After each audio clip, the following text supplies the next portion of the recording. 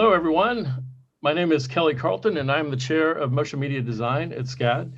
And I'd like to welcome you to CoMotion 2021 and our first panel we have lined up today. The panel today is Influence of Online Communities. And today we have a collection of some of the top artists making good use of social media. And we'd like to kind of take a deep dive today on what it is about social media that's so important and so influential on our professional lives and how it influences what we do creatively. Today we're joined by Matt Garrison, Jillian Glander, Nick Greenawalt, Sarah Beth Morgan, and Gabriel Garriso from Australia. So thank you for being here live with us, Gabriel. From Brazil, actually, but living in Australia. I will let you guys maybe do a quick introduction of who you are and where you work, type of work you do, and share maybe just a little bit before we get started with some topics here, how you utilize social media platforms in your daily life, in your work, professional life. So I'll get started. Mac, you're on my list first, so why don't you kick things off? Perfect. Sounds good. So my name is Matt Garrison. I'm one of the co-founders and executive producers at Dash, a high-end animation and motion design studio located in Raleigh, North Carolina. I think one of the ways that I personally have used social media is to find a lot of new artists. As a smaller shop in the South and not being located in a bigger city, we really have to kind of be active to try to find the right talent to bring in to help us with projects. And so social media has been a really great channel for us to find and connect with artists. I feel like I know so many people through social media that I've actually never met in person, but I've worked with. And so I think my expertise today would really be talking about, kind of positioning yourself on social media to be able to get found so that you can work at cool studios like ours. Excellent.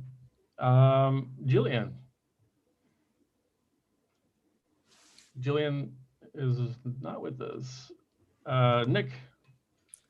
My name is Nick Greenawalt. I am a motion designer based in Philadelphia.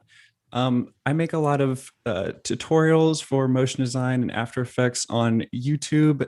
Have some courses, some free courses on Skillshare, some not free courses on my personal site. I just really believe that sharing is caring. I give a lot of stuff away for free on YouTube, on my Instagram, share my process all the time. I think that just when you really give insights in how you do stuff to the community and just kind of give back to people, it kind of, helps you yourself like tenfold. People really appreciate that. And I think that, it really resonates with a lot of people who are starting out and people can see that. So, yeah. Excellent. I'd like to maybe touch on some of those points a little bit later. That's really great to hear. Sarah Beth. Hey, I'm Sarah Beth, and I'm a freelance director and illustrator in the motion field. For me, I guess social media is a way to find clients since I'm freelance. So there's a lot of connecting with the community, I guess clients find me through my social media platforms, then they email me with projects, which is a thing. But then also a little bit of what Mac and Nick said. I also teach online courses, and I do love giving back to the community in that way. And just connecting with other people, because I do feel like as a freelancer, you're kind of in your own little bubble and you don't really have coworkers. It's great to connect with other artists over Zoom that you meet social media, or I'm currently working on a passion project right now that all virtual teams. So I found all those people through social media. So yeah, just lots of branches of that question. Yeah, so it's quite a big topic, but I think we're going to have a great diversity here in the different things you guys do and what you bring to the table and every day. And it's kind of already great to hear some of these things you guys are mentioning. Okay, so Gabriel, last but not least. Yeah. So yeah, I'm a motion designer, animator slash illustrator from Brazil. I recently moved to Australia. And I mean, I've been using social media mostly for like building my personal brand. Kind of, it's kind of like my side gig. And yeah, I think like the key words everyone kind of said already, like connecting, like kind of putting yourself out there and kind of giving back to the community as well. Because I mean, like everything in life, I think social media is no different. Like the best way for you to succeed is actually by giving back value to the community as well. So yeah, I think it's great. Thanks for having me today. I hope to give some nice insights or like nice opinions as well. Excellent, thank you. So we've got a few questions here we'd like to kind of throw out and get your take on them. And just so everyone knows the format of the show, we will be having some discussions for most of the hour here, and then we'll have 15 minutes for a Q&A that our Momi Love officers will help coordinate. So to get things started, let's see. How about what changed the most within your art when you began sharing it online?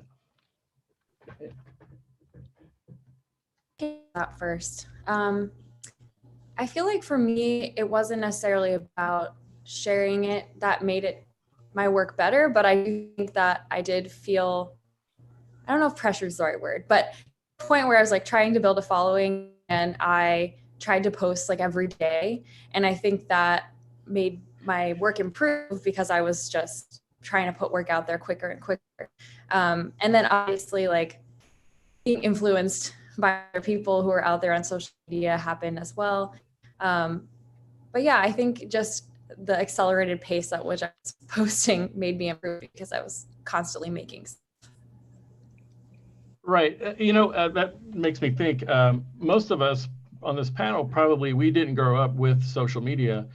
We weren't using Instagram and as 7-year-olds. And so, you know, a lot of our students have been growing up for a while with social media. But for us, you know, there was a starting point where we had to really kind of wrap our minds around what this is, what is useful, which ones are useful. And so we come at it from a different, maybe a little bit different perspective.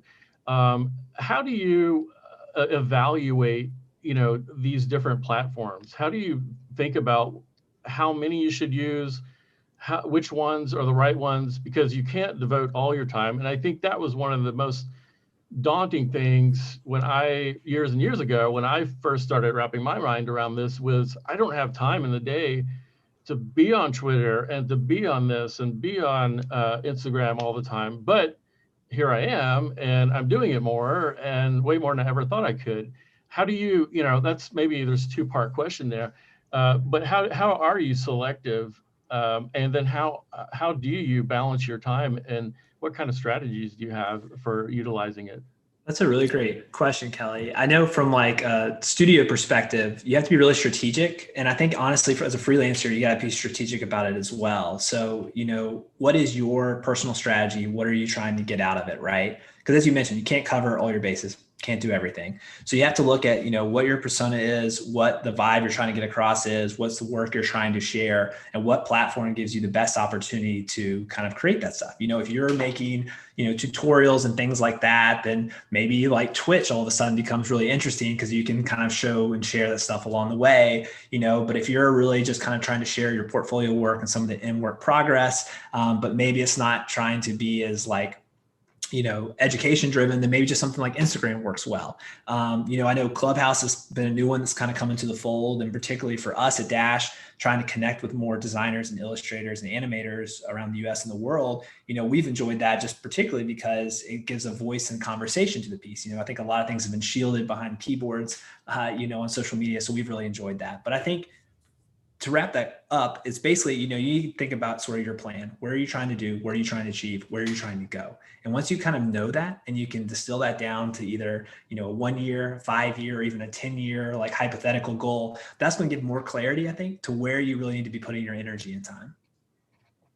And Yeah. one thing I'd like to add too is that like a lot of this stuff for social media, it takes so much time of practicing what is going to work. And so something that I figured out too, and this is probably going to be really devastating for a lot of artists to hear, is that like stuff that I spend the least amount of time on performs the best on certain platforms. So like something I spend an hour on will do miles better than something I spent 2 months on Instagram. And so I've started figuring that out and know how to do that. So when I want to make a post for Instagram, I do it really fast, really quick and dirty for Instagram versus something for another platform I'll spend more time on and have a different strategy for it. Because over the course of a couple of years, I've started to learn that kind of behavior and how people interact with those kind of things. And it's the kind of, when you're doing a caption for Instagram, you want to put a question at the end because people are going to read that. And then they see that you put a question there and then they want to answer that question. And you have all these different things that you start to learn how to interact with people. And these are just things that you have to kind of, it's all trial and error that you've started to kind of figure out because you've done hundreds of experiments and you've failed before with posts and you're wondering, I spent 6 months working on this thing and nobody liked it. Why? What did I do wrong? You just have to kind of experiment and fail. Yeah, and I think like now you touch on like a kind of important thing, I guess, because I think most people try to kind of focus on social media in a way, kind of, I have to post, like I have a strategy, I have to post every week or whatever. And I think I'm kind of a living proof that you don't have to post every day or every week or even every month. Like I've grown like like it's not huge, but it's a decent following just by posting stuff that's kind of that I've put my really or my heart in, and it's not like every single week, like even my YouTube channel, like it's 10 videos and 46,000 followers, but it's more because I don't know, I think it's relevant. Like, so it's more like what you can, like how you can be relevant rather than, I have to keep posting every single day or single week.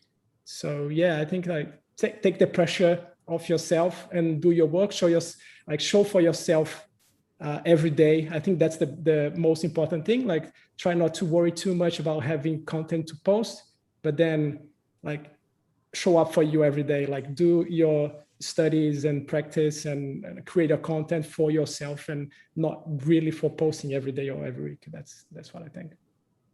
Yeah, I'm kind of on that note, just really quick. I feel like focusing your on like one or two platforms is best. I mean, I for me at least, because I feel like when I tried to like do a Behance and I had a little bit of a YouTube thing for a while, and I don't know, I just felt like when I tried to spread myself too thin, like content elsewhere just plummeted.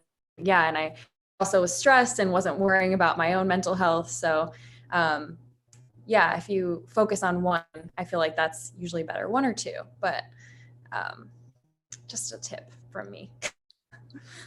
Yeah. Sarah, if you can expand on that just a little bit, because I liked what, I think it was Nick that said this, of learning how how different audiences on those platforms respond in different ways. I'm imagining if you posted the same thing on Instagram as you did on Twitter, one would get a little bit more traction than the other possibly, or Twitch or wherever else. How do you approach that? Like, do you think about that? And where's the line in terms of how much you should dedicate to customizing the content or just letting it go?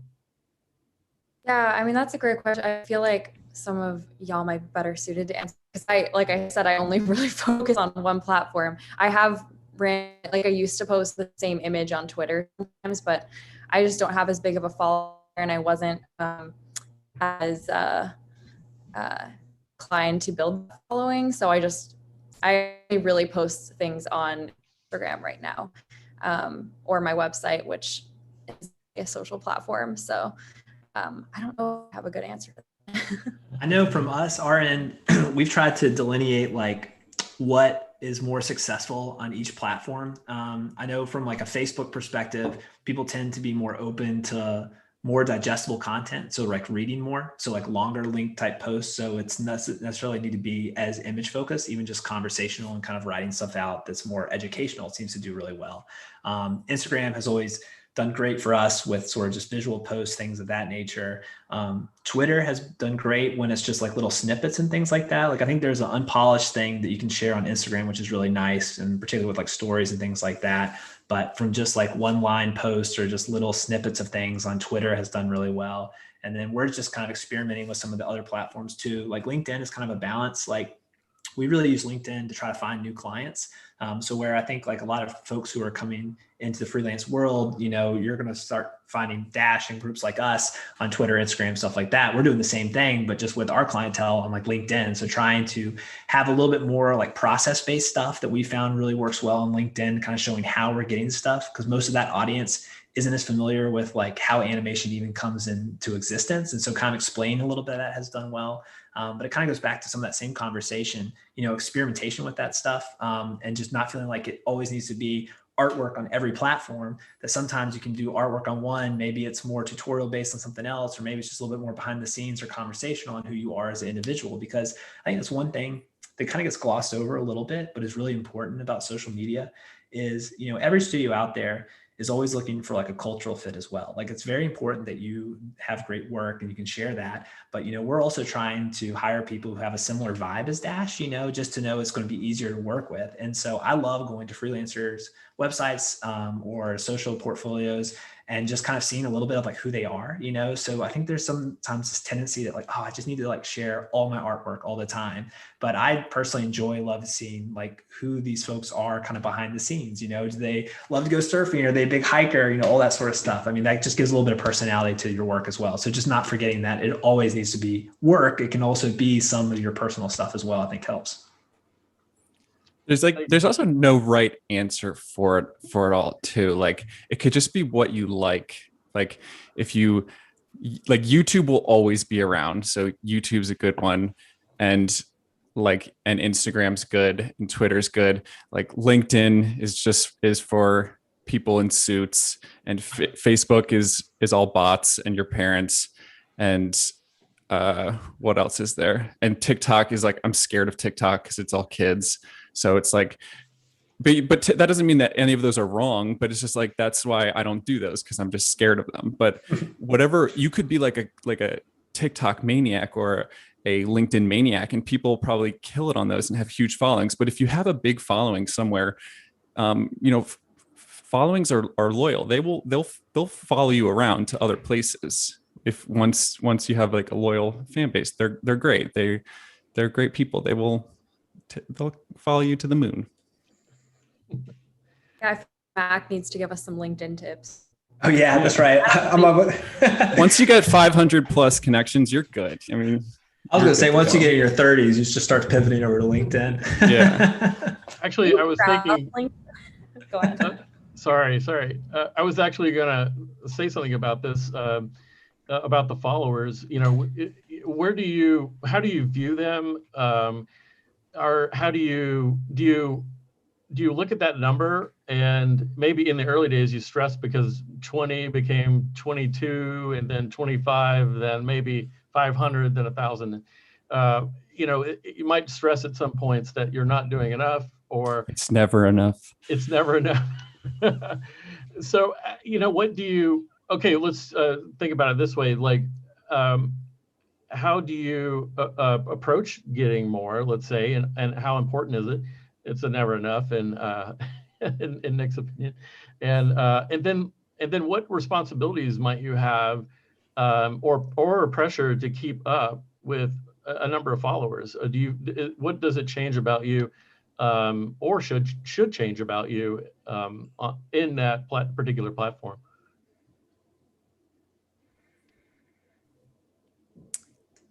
Honestly, I've heard people say like there's a saying, it's like you need 1,000 true followers. I feel like everyone's heard that, right? You need 1,000 true followers and then you're good to go.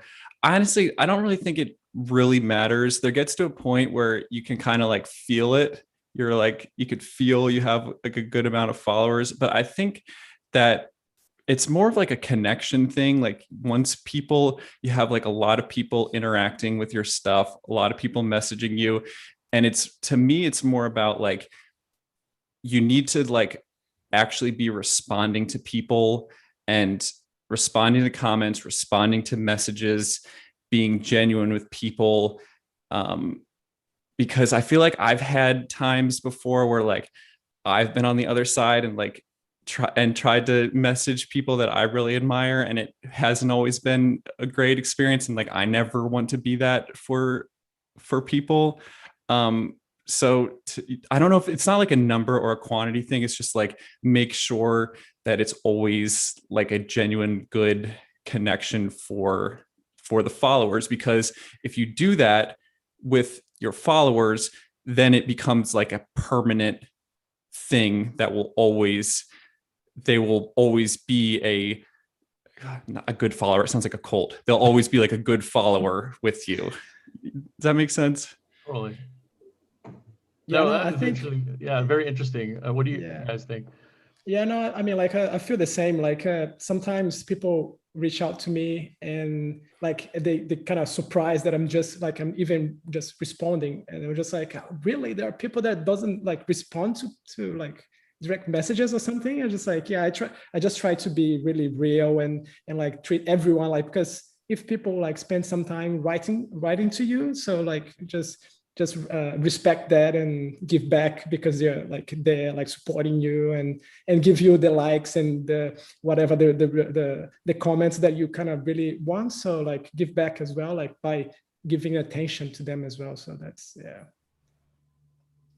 Yeah, it's sort of like it almost becomes entertainment too. You know, if you're, especially like Instagram is a research tool. You know, I see it as a research tool, and then like the way many of you guys have listed, and how you utilize it. But it's also, you know, you just get exposure to so much great stuff, and it's not like watching TV. It's something even more exciting because you're learning about other people, other creatives, other processes. There's this other side to it that it blends in. It becomes, you're utilizing it partly for business and partly for development and partly for entertainment. How do you guys view it? Well, I know for us, like we've really utilized it as a tool to connect with the industry more and then kind of find talent. I think one thing that, you know, social media does really well is it allows you to stay on people's radar. I think, you know, just for example, we did this end of year presentation with our staff last year, and we pulled together a bunch of statistics. It was kind of crazy. We found out that last year alone, we had 358 freelancer emails come to us requesting that they wanted to work with us. You know, 358. So you take 358 and you mix that in with like the client emails or the random spam business stuff or all that stuff. And it can be easy sometimes that stuff falls by the wayside, or like someone reaches out and it just happens to be a really busy time for us. And so we just don't get the moment to kind of look at it. And so what I think social media does really well is kind of particularly what Gabriel was talking about earlier, where it doesn't necessarily need to be posting all the time, but you just want that to appear in the studio who's looking at you's feed, you know, like once every couple of weeks or once a month or something. Cause like there are numerous times where I'll be scrolling on Dash's portfolio and I'll be like, oh yeah, I remember this freelancer. Like I really wanted to work with them. They reached out like a couple of months ago. I need to follow back up. Like that happens so much. And timing is everything in this industry, you know? So there's plenty of times where you may reach out and the studio might not reply back. But don't be disheartened by that, right? You know, you can just basically try to be on their radar, ping them maybe once every couple of months, share some new work you're working with. And if you're not doing that, but you're updating your social like once every couple of weeks or so with a good post here and there, I mean, all that stuff just proliferates to the top and kind of comes up in our feed. And that's what you want to be. You want to be relevant. You want to be in the know on the people that are hiring you, like me. So I think, you know, just as far as like how to use social media, you know, we're using it as like a tool, but I think as a freelancer, you really want to use it to stay on people's radar, you know? So being consistent, I think, is more important than being like having tons of posts, right? So even if you're only posting like once every couple of weeks, I think that's fine, but then try to stay consistent on when you're posting that stuff. Don't go through a habit of like posting a bunch of stuff and then not sharing anything for weeks on end, because it's not going to do as much justice versus if you took that same amount of content, you posted a ton over 1 week and just spread that out over the course of a few weeks. So then you're popping up on the radar of the people that are hiring you.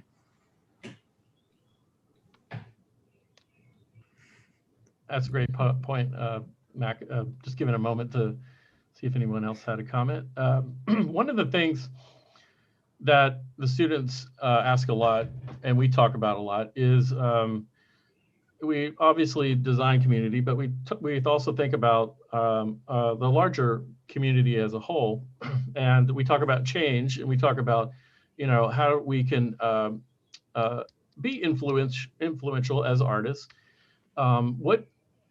Is there anything that you're doing now, or that you kind of have a perspective on for utilizing these tools to invoke positive change?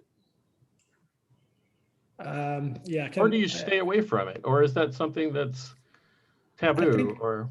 Yeah, I think for me, like the most important thing, like when I look at social media, like it's the mental health issue, like that's kind of being like this growing concern with since the internet began.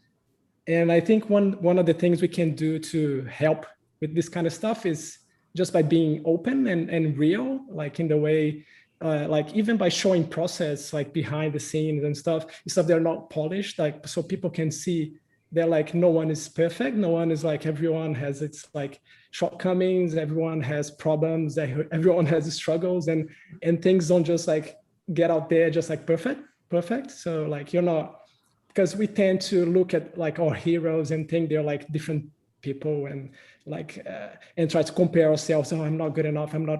Like they're like gods and whatever. Like, so I think it helps when you're like in the spotlight, to show that like things are not perfect. Things are like, there's a lot of work and mistakes and this kind of stuff behind the scenes. And I think that helps people to kind of feel more real. Like, yeah.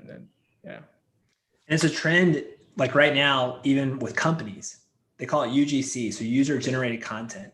People are trusting that more than they're trusting anything that even comes across as more polished. Like people want to see those like kind of errors, the behind the scenes stuff. So even as a studio, we're seeing requests from our clients on wanting something like, even when we're creating it, to feel like it was more like crafted like a TikTok video or something like that, So I think it just kind of goes in that like everyone's looking for that more. There's sort of this authenticity that you're trying to create with your brand and who you are. Like no need to be fake, be who you are. And if people want to pay attention to that, they'll pay attention to you and buy into you.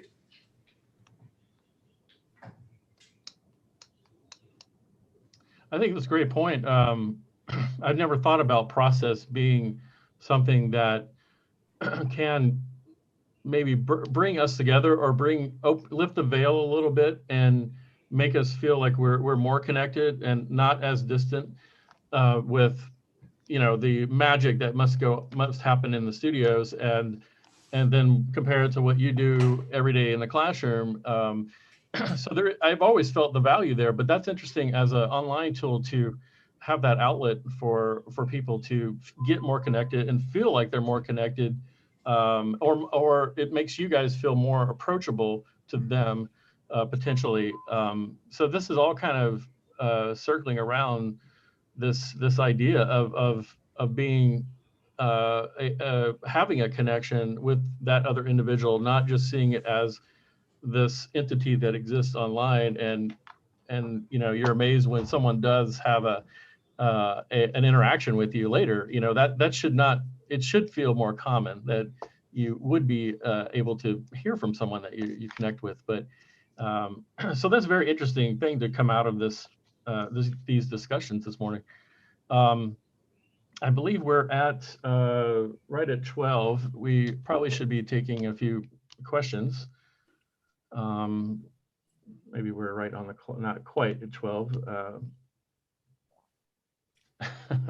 we'll wait for our team to pop in. But I have a question for Sarah Beth Morgan on how she kept her fig plant alive, because they're real finicky, and yours is like clearly dominating the background. I have the snake plant here, but I'm jealous of the fiddly fig. Oh, my secret is fake.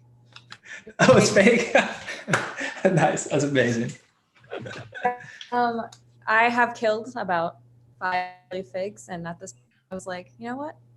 I mean, now you all know. But now I all know it's a secret. We won't tell anyone, except for the thousands of people watching this. Yeah, it's a good tip. All right, cool. From West Elm. Nice. Your snake plant looks good, though. Thank you. Yeah, I tried to decorate with some ambiance, get some lights going on here. I feel like when we were in quarantine for a full year, I had to add a little splash of a color, brighten the place up a little bit. Good. Well, I just found out that we have a little bit more time. Let's see. I'd be curious, just a general question for the rest of y'all, as you think ahead on kind of like the future of where stuff's heading, right? I know we're talking a lot about like trends that we're doing right now. Like, do you ever think about kind of what social media is like becoming? Like, does it feel in general like it's still a positive thing, or do you all feel like it's starting to take this turn towards like a negative place? I think it's always going to be both. I mean, I think people are aware of like aside from what we do, like design stuff, I'm seeing like a huge like push towards like, body positivity stuff when you see like emphasis, especially in like like makeup and like fashion brand stuff, where they're pushing more towards like getting away from like airbrushing and stuff like that. People are more kind of aware of that kind of stuff. Of course, people are still going to be like photoshopping the heck out of people's bodies, but I think people are way more aware of that kind of stuff. And I think that no matter what, there's always going to be both ends of the spectrum. But I think that generally people are kind of in tune to it. So if you are kind of producing stuff that you want to see, so the content that you want, you're always going to attract other people that also like that. So yeah, like just kind of do the stuff that you want to see, what you think is right, stuff that's not manipulating society. And I think you will attract other people that also want that kind of content and be a net positive. It's good. I like that. We do have a little bit more time before questions. I thought we were done at the top of the hour, but we've got a little bit more time. So let's talk about a few more things here. Since you guys started before social media had such a relevancy, how has it changed your maybe outlook now, your vision? I know you guys talked a little bit about strategy, but thinking ahead and where you're going, and what is it? How is it shaping who you are now, and where you see yourself going? I don't want to talk too much. I want to make sure let y'all speak in as well. But I know like a strategy perspective from Dash has always been about community. Even from the get-go when we started the company, we recognized it was just myself and my business partner, Corey Livingood. And we knew to get where we wanted to go, we really need to work with the best of the best. And to work with the best of the best, we really need to connect with them more. And so the last 5 years, I really equate a lot of our success to the ability to collaborate and work with other freelancers, because when you're working with other people and you're collaborating with other people, it's naturally going to make all the work better, right? 100%, because you're bringing in the best talents that people can bring to the table, and you're strategizing to figure out the way to kind of work together to create that final product. And so that's been kind of a great part one. But what I think is so wonderful about this community, and I know the 4 of y'all would echo this as well, is that how nice everyone is. Like, I'm just constantly blown away by how much everyone is like willing to help each other. And as I think about the future of like where we're trying to push Dash and what we're trying to do with the social media point of view is really try to be a source where we can have more open conversations on whatever platform it is and more open dialogue. And so where we've been collaborating in the sense of like working together on projects, trying to kind of create something where we can either give more opportunities for people to share or to meet one another or to facilitate that. You know, that's why we're doing things like, you know, the Dash Bash going on this September. That's why we're doing things like these Clubhouse talks where we're opening it up for people to kind of communicate more. So really kind of trying to use our position as a studio, as a facilitator, to bring more of this community together, which we love so much. And so as we look ahead, I know for us at least, we're just trying to lean into that more and not trying to dictate conversation, but create these platforms or create these conversations where more people can participate and we get more perspectives involved on our work and just as thoughts go into the industry itself. Side note, Clubhouse doesn't work on Android, so I feel excluded. Ooh, yeah, that's some shade. What is Clubhouse doing? They're missing out on a whole demographic. Every other app is rapidly copying it, so you'll be okay. It's like do it on true. Instagram now and Twitter and everything. Yeah, they do have that like 4-way chat on it now. Yeah. Yeah, I was just gonna add to that, say like I didn't grow up with social media. I grew up with the internet, and I can't imagine not having the community as a freelancer. Like I can't imagine what people did before. Like how were people staying connected? I feel like I would be so lonely if I didn't have social media during all of this. So I just feel like it's especially during COVID, you know, just really to connect, especially with other women in the community. Find other artists that I admire on social. So yeah, I didn't have a point to that. I'm just saying. Oh, that's great. I'm glad. Yeah. I'm glad it's around. I think, I mean, like I come from, like I started way before Instagram, I guess. And I mean, I think the thing about like internet and social media is there like this overload of information like you have like too much information now. Like, so when I started, like it was hard, like you had to like find a good book or you had like internet was like pretty much like in the early days and just like, so all parents, the problem was like, how to find information. And now like for us is how to filter information. So that's the challenge of our time, like, because like now, like there's nothing keeping you from information. Like the only, like all you have to do is to focus on something, and that's what's hard. So like people that can focus, it's like successful now, like instead, because it's so easy to jump from one thing to the other now with like, oh look at the illustration, it's so nice, like, oh, I want to do illustration like that, and then like, oh, there's a different style, I want to do like 3D illustration, oh no, but now I want to do frame by frame animation, now I want, you know, like, so there's so much going on and so much good stuff that you just like, I think we as humans have like this tendency of like the fear, like the laws of aversion, and we kind of find hard to commit to some things, like to like one specific thing, because you're losing all this other amazing stuff.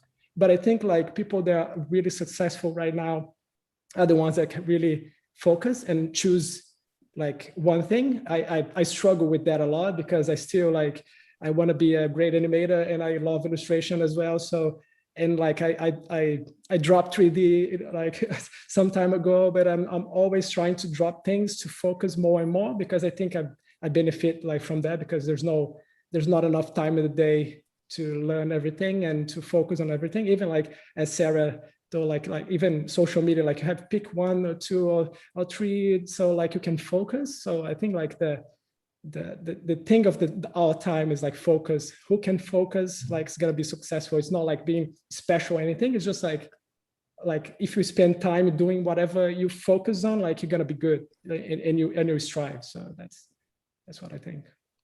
I think it's a great point.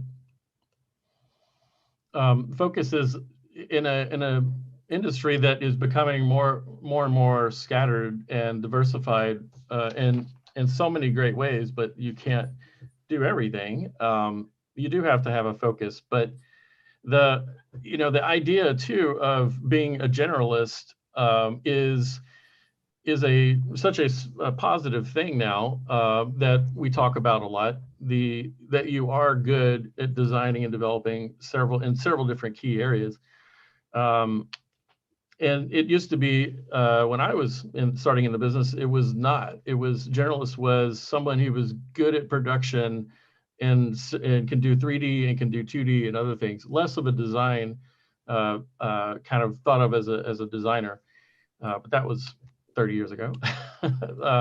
So when you think about like that focus, and for many of our students right now, they're just starting out and they're just trying to gain that focus and that perspective.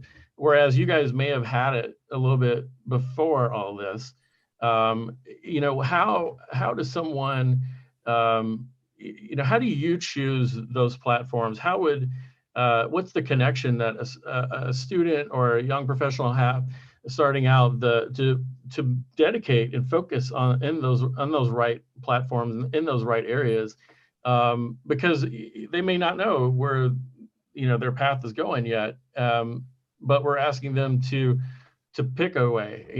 How do you view that the idea of keeping things flexible and evolving along that career path, or allowing yourself to be exposed to opportunities? How do you think about that right now, if you were starting out yourself?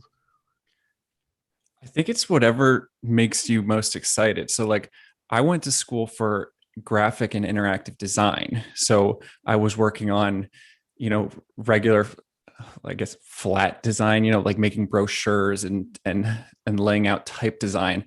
I wasn't great at it, but when I was doing that, I was really interested in doing animation. So I was doing that kind of in my spare time. Any project, I was trying to figure out a way how I could also kind of do animation on the side. And it wasn't really something we were learning in school. I went to Tyler School of Art at Temple University in Philadelphia. And we kind of had some animation classes, but I was always trying to like tack on animation onto my projects. So I was like kind of teaching myself a lot. And so I just kind of realized like, okay, well, this is the thing that's making me really excited. So I really want to focus on this. And I would always be doing animation on the design projects. And so then it just kind of clicked, well, why don't I do this thing and really focus on this, keep building out animation. And then I ended up getting right out of school, a company, Blue Cadet Interactive, shout out. They really needed a motion designer. And I was like the only person who was doing motion design in the Philadelphia area at the time. So it just kind of worked out like that. So think about the things, if you're in school right now, what are the things that are making you really excited that you can't stop focusing on doing? That's probably what you want to be doing then. I know maybe it kind of sounds obvious, but it's also, to your point, Nick, like people are going to hire you for what they can see as well, so like thinking about what you're putting out there through that lens, like, if you hate doing a certain type of thing, but you're really good at it, it doesn't mean that that's what you need to do, right? If you want to get into more illustration, then maybe your portfolio, let's say you're an animator, right? And so you go to your portfolio on your website, it's primarily animation. That's great. But you want to get more into illustration. So maybe you make your Instagram profile more illustrated based, right? So you're practicing, you're trying things, you're experimenting, but you're putting all that out there. As someone who would be hiring a freelancer, I'd look at the website and I'd be like, okay, cool, they're great. They're an animator. And then I might click on the Instagram, like, oh, cool. They also do illustration. This is fantastic, right? And that's a big bonus. I know that was a big selling point when we brought on our first full-time staff member, Meg Snyder, who's a great illustrator. One of the big things that sold me on her work was her Instagram, because it was all passion projects. So it was all these illustrations that she was doing outside of work, right? It was just because she loved to illustrate. And to me, that was like a big, we need to hire this person because they really love this profession. They love what they're doing. They're clearly doing it outside of work, right? And so I think, thinking about through the lens of what you're sharing is what people are going to hire you for. And if you're trying something new, as sort of Nick was saying, and like what you want to try, if your website has all this work, you want to keep that there, use some of these social platforms as that medium to start trying and sharing it on there. And it'll be a great accent to that to kind of shift your direction a little bit into more of that world. So good point. Yeah, I 100. Oh, sorry. Go ahead. No, yeah, go. Okay. I was just gonna say I 100% agree with that, because when I first left SCAD, I I think back then, more unclear that you could be just an illustrator in the motion field. So when I like graduated, I was like, I have to animate. So I had a reel, I had like cinematography on my website and everything. And so at my first job, I was really trying hard to be an animator, and that I would like put that on my Instagram. Well, I think, yeah, Instagram was, yeah. And I just feel like I knew deep down I didn't really want to animate, but I just kept getting put on projects like that. And eventually I kind of started to realize like, oh yeah, if I just put drawings or illustrations on my Instagram, then like for future work, for future jobs, that's probably what I'm going to be doing. And it's how it worked out. So 100% agree with that. Yeah, and as Mac kind of pointed out as well, like he mentioned the doing projects on the side, like outside of work. So I mean, all my Instagram, all my YouTube, and everything, like all my social media presence, like it's all personal projects as well. So because I work full time in a studio, which is not like putting out work that it's like it's kind of every like, because that's kind of real life. Like you're not always working on nice projects that you want to put on your portfolio or something. And then I'm a true, like I really believe you should always be creating something on the side, like having never stop doing personal work, like because that's where you kind of can experiment and try different stuff. And I think like find the time. I always find the time. I wake up early just like to have like 1 or 2 hours, like so doing personal stuff. I mean, life sometimes like puts you in some situations that you have like to like overcome. And I mean, like I'm a true believer that you should always be doing personal work, never stop doing personal work. And that's where I mean, that's the escape from like everyday job for me as well. So that's good. That's a great point, Gabriel. Thank you. So kind of taking this one step further, it starts to become part of your brand as we are now represented online, and everyone has a chance to have a presence and have an identity. And we talk about it at SCAD a lot, having yourself out there and represented well. Where do you see the hierarchy here of importance where, you know, the students have a portfolio website, there's content there, and then there's LinkedIn, there's social media, other platforms. Where do you guys view that how would you rank the level of importance in these areas? Are people even really spending much time on websites anymore? Is it all about mobile, or are we, if it isn't, are we moving towards that direction? Where do you see things evolving as a second part maybe to that thought? I know for us, we still think of websites pretty highly because it's curated content that you're choosing. And it's like, this is how I want to represent myself, right? So what you put on your website, I think is pretty profound in how it should describe who you are, you know, whether it's your about page, your work. I mean, all that's still really important because I think, you know, as we've kind of discussed a little bit in this conversation with these different social media channels is, you know, the value of using it as experimentation, the value of not putting on a pedestal on the work that you put up there, you know, that it has to necessarily be really good, that you can kind of put up that, you know, UGC, that user generated content stuff that's a little bit more real. And so as a result, I think having a website that is basically you can direct people to and basically be like, this is the source. These are my favorite projects that I put up here. This is a good representation of my work and my medium. I think that's still a core aspect of it. And then everything that comes after that is sort of an accent to that, at least in my opinion on kind of what we look at it through Dash. Yeah, I agree to the extent that it's like, as long as it's made well, like I would much rather see like a Behance portfolio page than like a poorly designed website. Because if your website sucks, then it's like to me, it just says like, I don't care about this.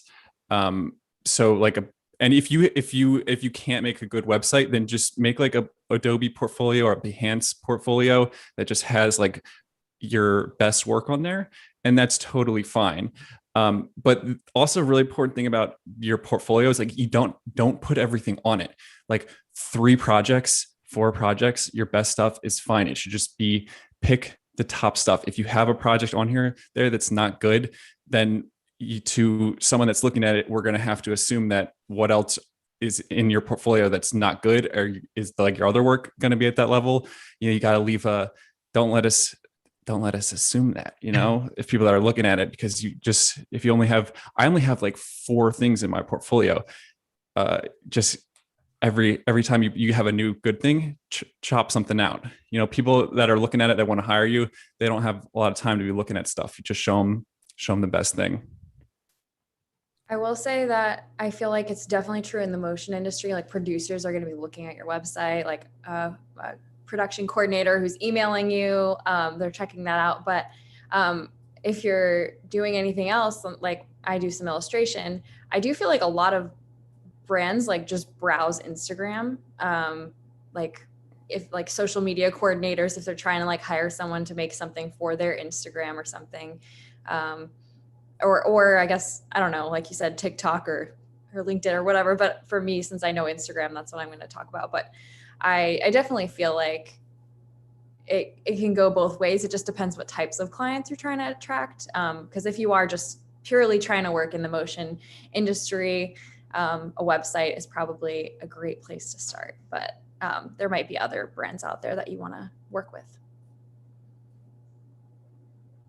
Yeah, it just comes back to the strategy and kind of knowing where you want to work with. I totally agree with what Sarah Beth said. Like, if you want to get hired by studios, having a portfolio probably makes sense. If you're trying to get hired to do sort of social stuff, then having a presence on social makes sense. It's kind of all about knowing where you want to work and where you want to land, and being very calculated on that and thinking that through and sort of having that plan. That's going to ultimately give you the right avenue, again, to kind of target the social media channels that you need to target.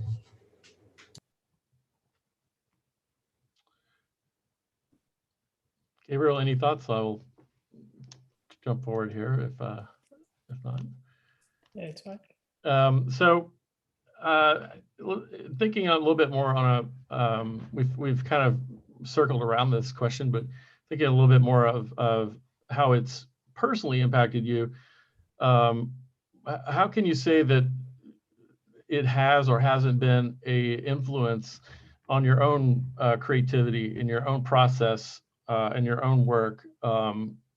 Has it had an impact, and what are maybe the good things of that impact, or the negative things that have impacted you? Any thoughts on that? Sorry, can you repeat that one more time? Yeah, thinking ahead of how personally this is affecting you and your personal creativity.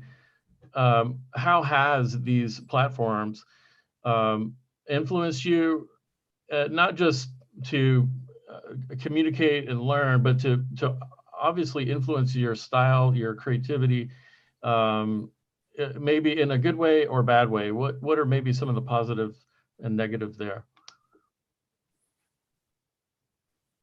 Yeah, I kind of think the flip side of something that Gabriel said earlier is just obviously you want to share your mental health struggles or your like process or whatever. But I do feel like sometimes if you let it, it can affect you kind of negatively, because there's a lot of pressure out there to continue to make work quickly. Like you see other people, and if they're not sharing their process and they're just like posting something every day, you're like, damn it, I need to post something every day. So I do feel like you can kind of let that get to your head if you're not wary of it, and it can affect you negatively. So just trying to stay. So for me, I just try to stay aware of that and try to like make sure I'm not falling subject to that, because it has, hurt my mental health in the past. If I'm on social media like 4 hours a day, just looking at everyone's work. So yeah, just stay aware. Yeah. One thing I noticed go ahead, Gabriel. Yeah, you go. No, you got it. All right, no, yeah, that's because I'm just like kind of want to say something else about this, like the mental health issue, like how I think like discipline is important as well, like because for me, like if you you never know, like if the person on the other side has like 10 hours, is like 10 free hours to do what like he's doing, like to post whatever. Like I know my reality, and I know that I don't have this time. And like what I try to do is like, how can I like dedicate some time to this stuff without sacrificing, like especially my health, like even my mental health, and like even my body health, like saving time for exercise, like saving time to like, I don't know, just like a little time, and this kind of stuff. So I think for me, it's just like, look at your life, look how you can find a balance to have the discipline, because discipline, people are kind of, when you talk about discipline, so I don't want discipline because discipline is like, oh, it's so like, but I think discipline is freedom, like in my point of view, because if you can follow what you set out to do, you take out of the all the guilty, like out of kind of, because I should be working, I should be doing work. But if you have a commitment to yourself that you're kind of following, like you feel like the guilt is kind of like, it's easier to deal with, I guess. Like, so what I'd say is just like, try to find like a routine that works for you, that like, don't sacrifice your sleep, don't sacrifice your body health, like don't sacrifice your mental health.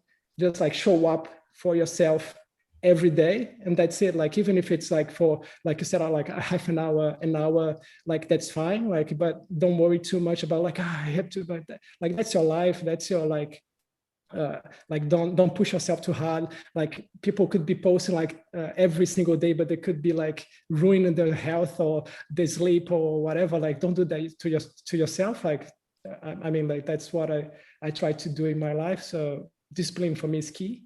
And that's what I suggest everyone doing, like with that as well. Like never sacrifice sleep and your health. That's the thing. Gabriel, sometimes I'll schedule, no joke, like couch scrolling time, where so like I don't feel guilty that I just lay there for an hour and scroll. It's like, look, this is my time. Like I'm going to scroll. Like, but I'm just not going to. Yeah, 100%. It's important to do that. Yeah. One thing I was going to say earlier on the positive side of social media that I have just been blown away with is the amount of inspiration that's out there now. Okay, so bear with me on this, but it's like, prior to like Instagram and stuff like that, like a lot of folks in the motion design world, I was getting on Vimeo, and that's great. There's a lot of great stuff that you can see that can be done with video, but what's problematic about that is you're looking through the lens of what has already been done with video. And I think the nice thing about platforms like Instagram, even Behance, is it exposes you to a myriad of other mediums. And honestly, I think that's where some of the best inspiration comes from, is when you look at something, not through like, how am I going to animate this, but an artist who is like, I'm going to design this, I'm going to illustrate this. This is a photography session I'm doing, or here's some type layout that I've done. And you start to look through this medium as it was done in a different way than what you would think about it. But now you're coming at it with a motion perspective. And you're like, oh man, I could totally see how we could take sort of this kind of style and apply it to this. And so I feel like, just from a positive aspect of social media, just the amount of inspiration that is out there now between like all these different platforms is really phenomenal, and really getting exposed to artists that I don't know if I would have found otherwise.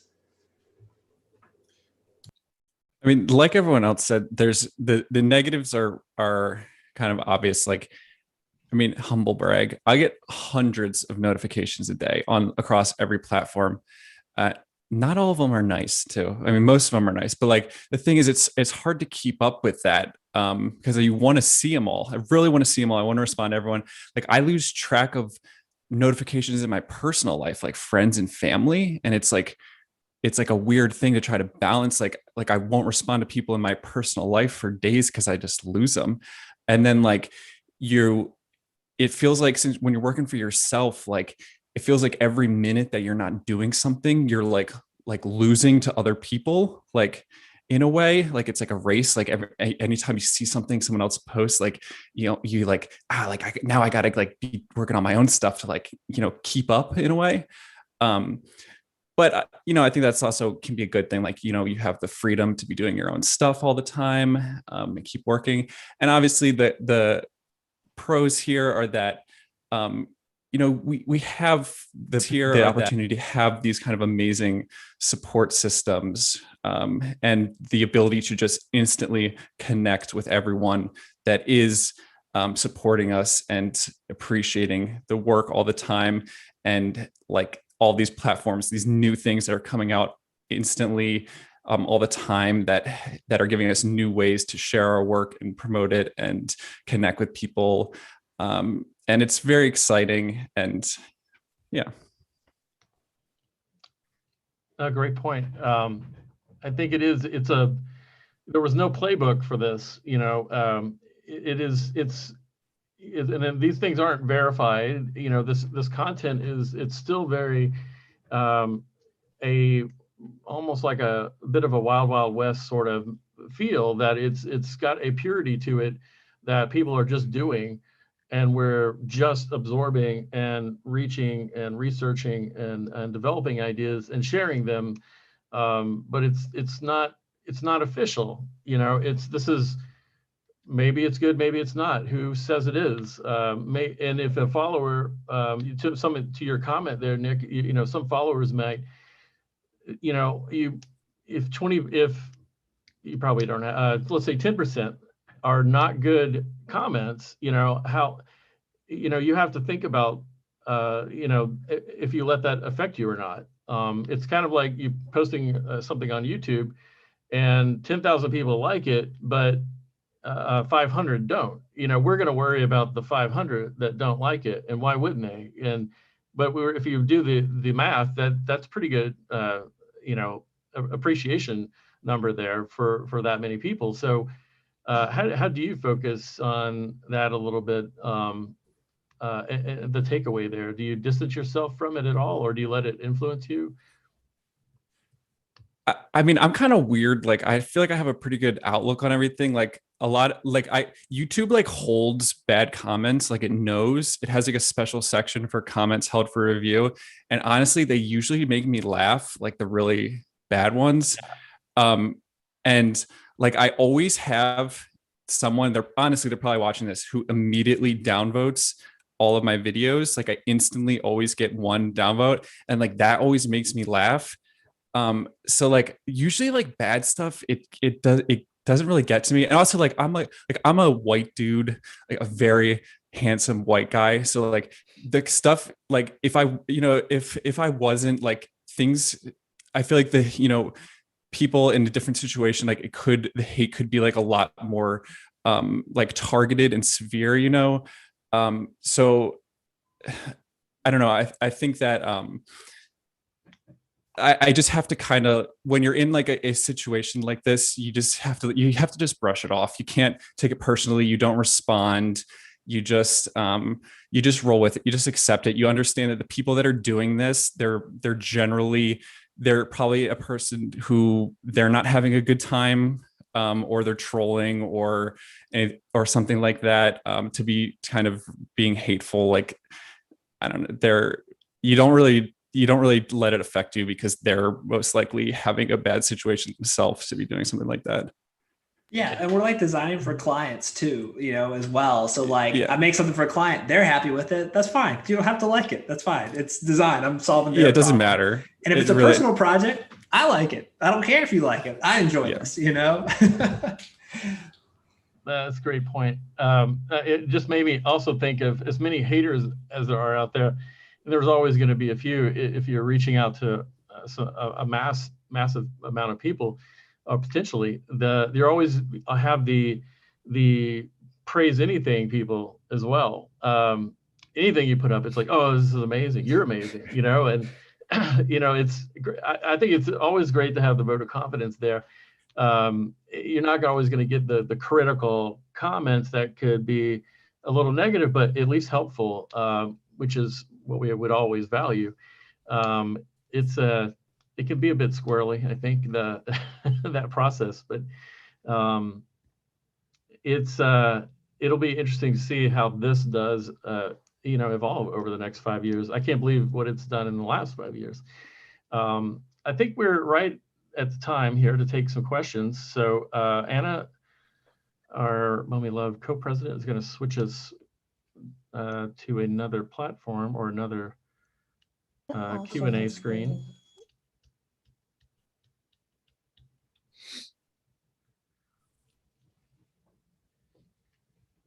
All right. So let's start with our biggest vote tally so far. Does Behance or Instagram work better for you in regards to connecting with creative studios?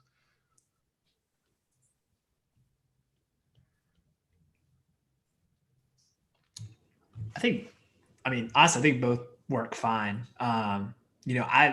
Erring on the side of simplicity. I think Nick talked about this earlier, but like you don't want to have like a website that looks like trash, right? And so I always tell folks, particularly those coming out of school, there's a tendency that we're all designers. It's like, oh, we gotta make this like super complicated, robust looking website. No, you don't need it. Keep it super simple.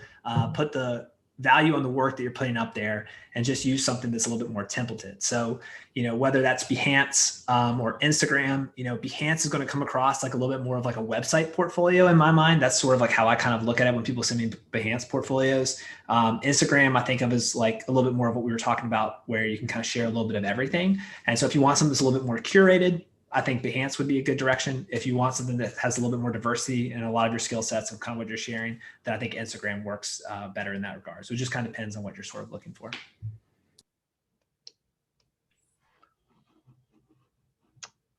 All right, we'll try another one here.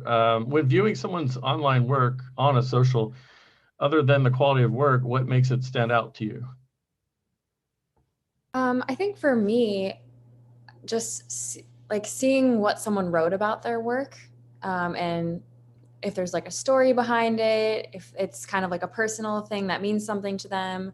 I always really connect more closely with work that has like a conceptual basis, because I do feel like there's a lot of work out there that is purely just like, oh, I'm just going to draw a cool looking woman in a cool outfit, and that's kind of the extent of it. And that's awesome, because a lot of times people are practicing and they just want to put their practice work out there, but I do love being able to connect with the emotion behind someone's work, whether that's like through a story, like Instagram stories where they talk about it, or if it's like the comment or the description of the post.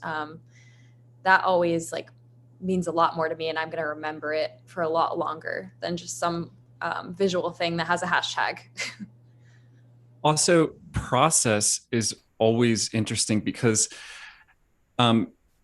you could have done like what you could have made, it might look simple, but what maybe your approach to doing it was really complex. Maybe you coded it. Maybe it was a coded animation or something, and it might not be obvious that you did that, but if you show your techniques of how you got there, someone looking, maybe Mac was looking for a coding animator, and then he sees that and was like, oh, this is exactly the kind of person that we're looking for, someone who can use expressions in animation, and he sees that from your post and then wants to hire you because you shared your process and how you got to that, and it was exactly what they were looking for. I think that's a great point. Let's see, do we have enough here? Okay, any thoughts on NFTs? If they were more eco-friendly, would you sell one? Do you think they have longevity as a way to sell digital work? Like someone just opened a can of worms. Non-fungible tokens, huh? Yeah, I feel like this is like my entire feed now when I get on any social channel. The great divide in our motion industry. Are you pro NFT or anti NFT? Yeah, it's quite a sensitive subject at the moment, but I think, I don't know, like I feel, I've posted my view on Instagram, so if anyone wants to see it, just go to my Instagram, because I'm totally for it, as I think like there's a whole, I don't think we even have time to get into this conversation now, because probably but I think it's a whole, like, I feel like it's a Malthusian theory going on, like as if like things gonna evolve, it's gonna crash and the world's gonna burn. I think things get more efficient, and I think it's in the end awesome. For me, it's a great way for like digital artists to like finally sell the artwork, like, and I think it's good. And I think the whole hype, like the whole problem around that is just like something that yesterday didn't have any value, all of a sudden now has value. So and value is all about what people think is valuable. So as long as we agree something has value, it has value. So that's how good it is, because artists can benefit from that. So I'm totally for NFTs. I agree with Gabriel.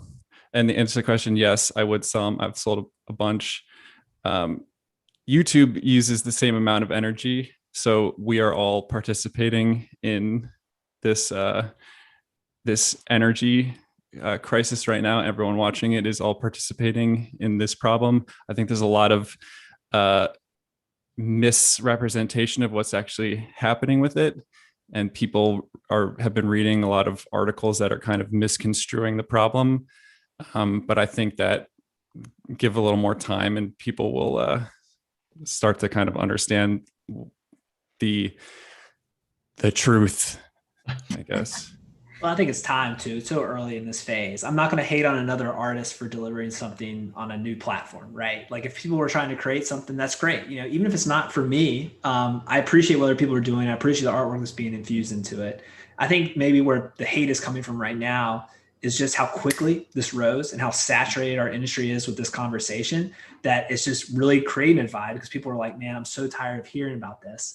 Or conversely, it's like all they want to talk about, right? And so I think that in the short term is what is creating some like, angst about it. But I think to your point, Nick, like over time, as things become more streamlined on like how to do that sort of stuff, or the excitement of it being so net new right now kind of fades a little bit, I think there'll be a little bit more even keel on thoughts in that industry. And then from the environmental impact, like I know what you're saying, like I've read stuff that has talked about it's the end of the world with NFTs, just on how much energy use they're using. I've seen people say conversely that it's not.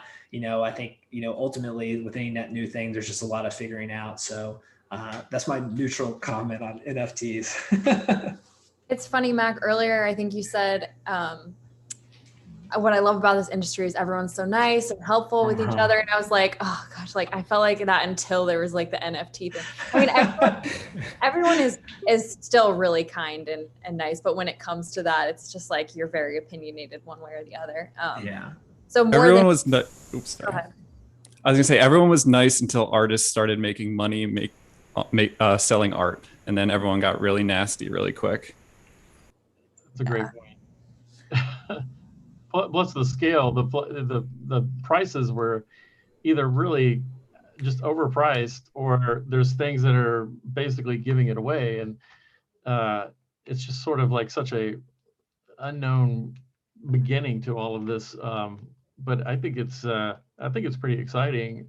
But you're right. It's like now that we can make money, then it's And I think like the technology is there, like there's nothing preventing people from creating things that are like better. Like, I mean, like you could create a gallery that's socially engaged or something that you're gonna, I don't know, you support whatever social, I don't know, projects with the proceedings of the sales, whatever. Like, so that's a technology that you can use any way you like. So I think people could really benefit if they really like start taking the whole hate thing like on NFTs and stuff, like, because that's a technology. It's not only for art. Like if you look at the Ethereum whatever, it's like it's a cryptocurrency, but it's now we have like contracts and stuff that's going to change not only art, but it's going to change like other aspects of our lives as well. So I think like, I don't know. I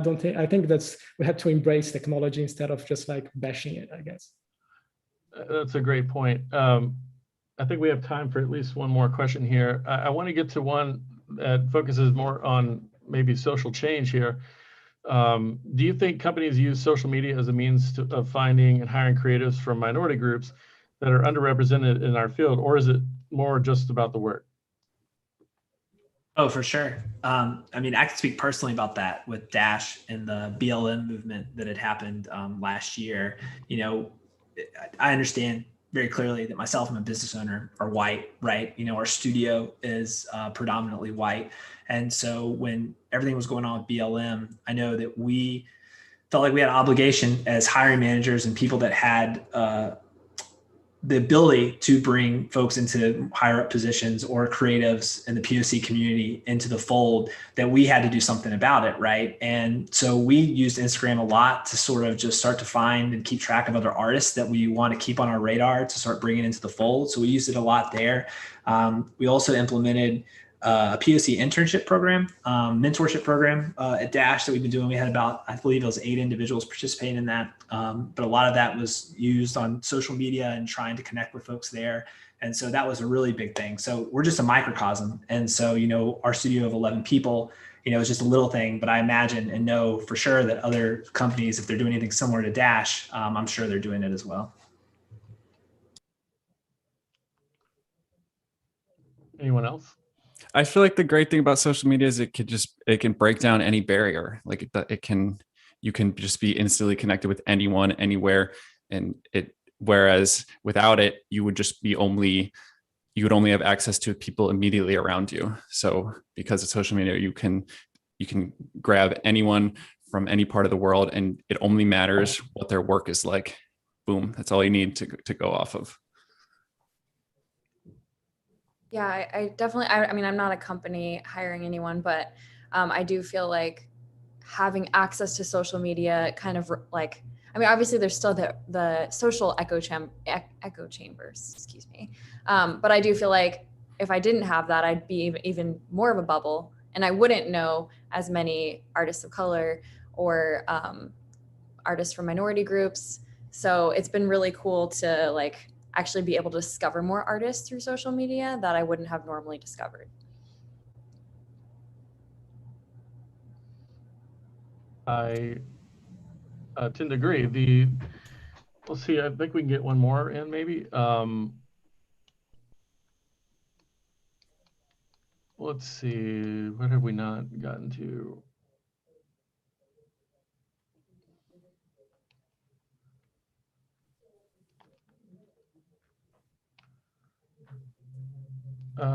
Let's see. Do you think that being more consistent in your style on social media in general helps to gain a following more as opposed to being a style agnostic?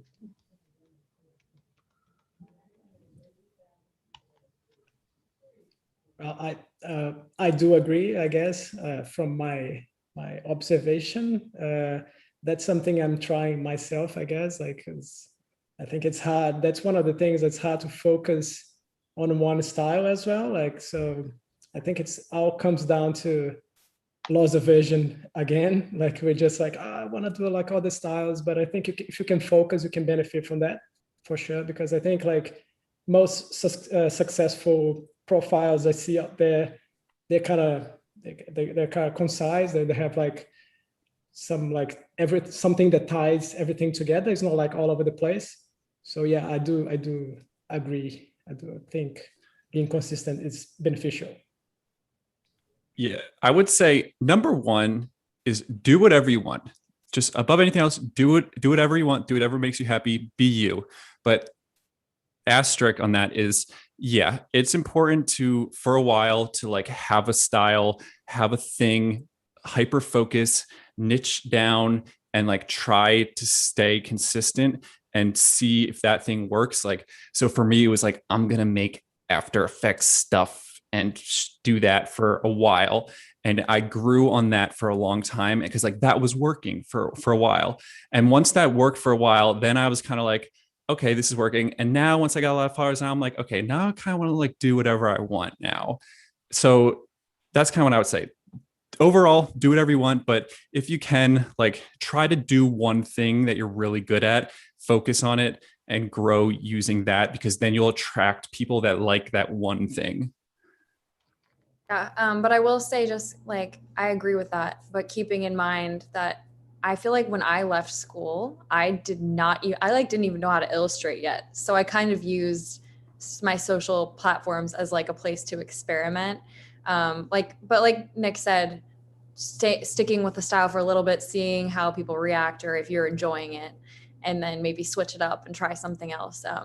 But I definitely feel like I didn't even know what I was doing until like 3 years ago. So now it's definitely benefited to have a consistent style, but I wouldn't say you have to do that like from the get-go.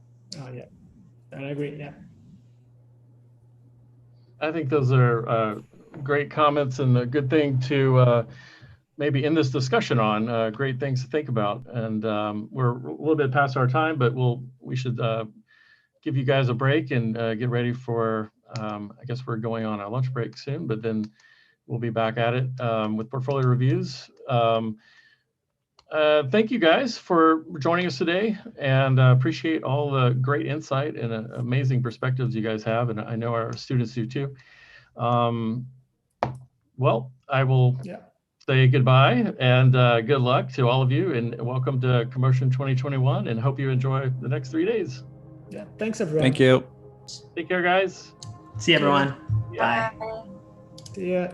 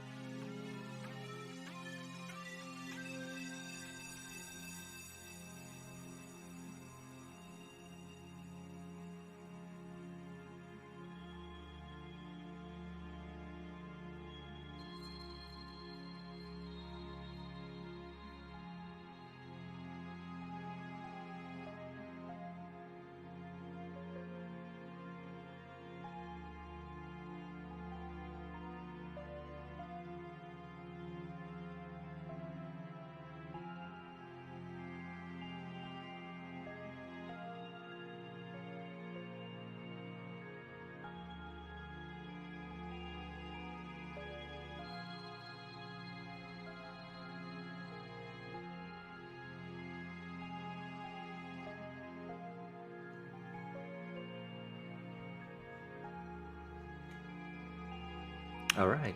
Hello, everyone. Welcome to the second panel of CoMotion Day 1, CoMotion Branding Behind the Scenes. My name is Desmond Du. I'm an MFA Motion Media student, the animation lead on the branding team. Today, the wonderful people you see are going to share some of the process and insights to this year's full virtual collaboration. Before we begin, I just want to introduce what CoMotion is for our future students or companies who just discovered this event. So, CoMotion is an annual student-led motion graphic conference at the Savannah College of Art and Design.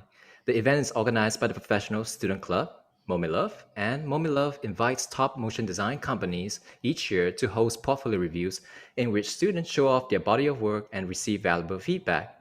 Traditionally, pre-pandemic, the employees and companies will come to Savannah, Georgia in person and give us the portfolio reviews themselves.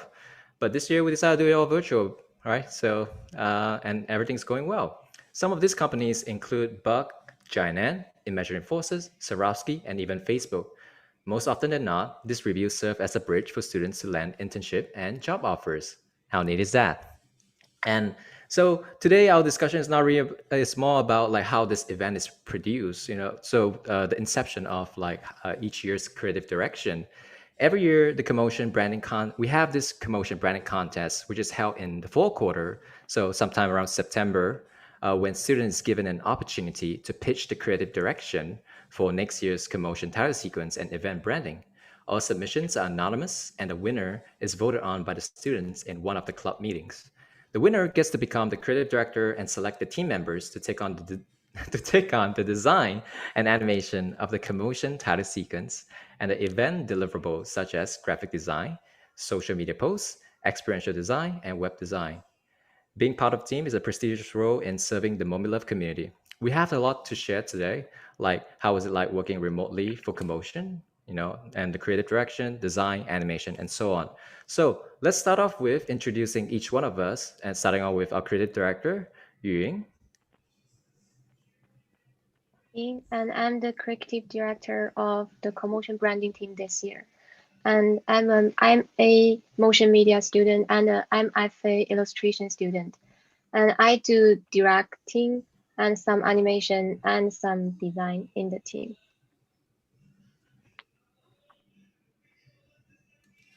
All right, and next we have the producers. Hey, hi, I'm Scott. I go first. Hell yeah. Yes.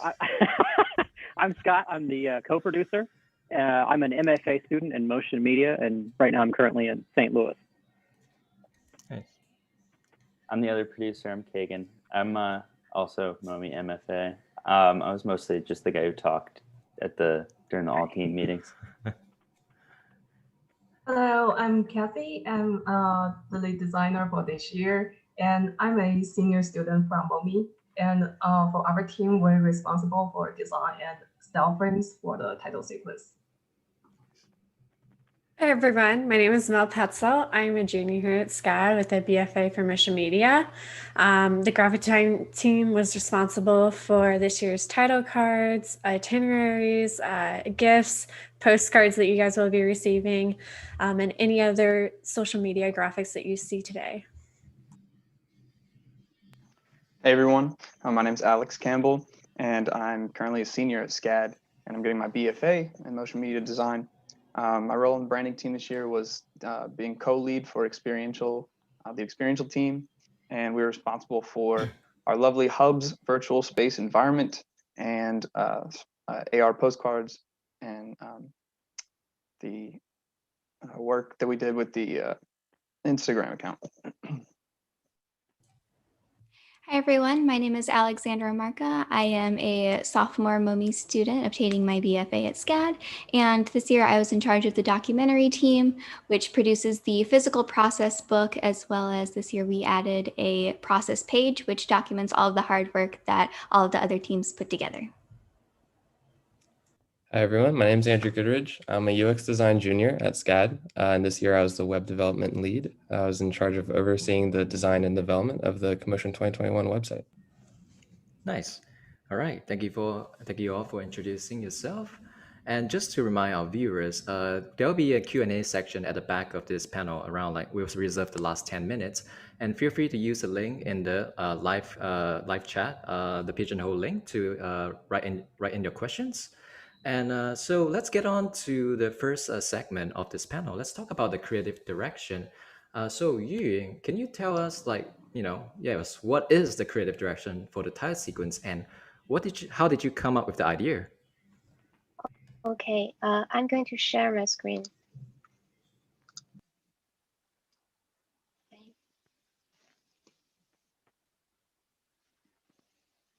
I win the competition, and I just put it here so I can tell more story about the concept. The idea of conductor started last summer.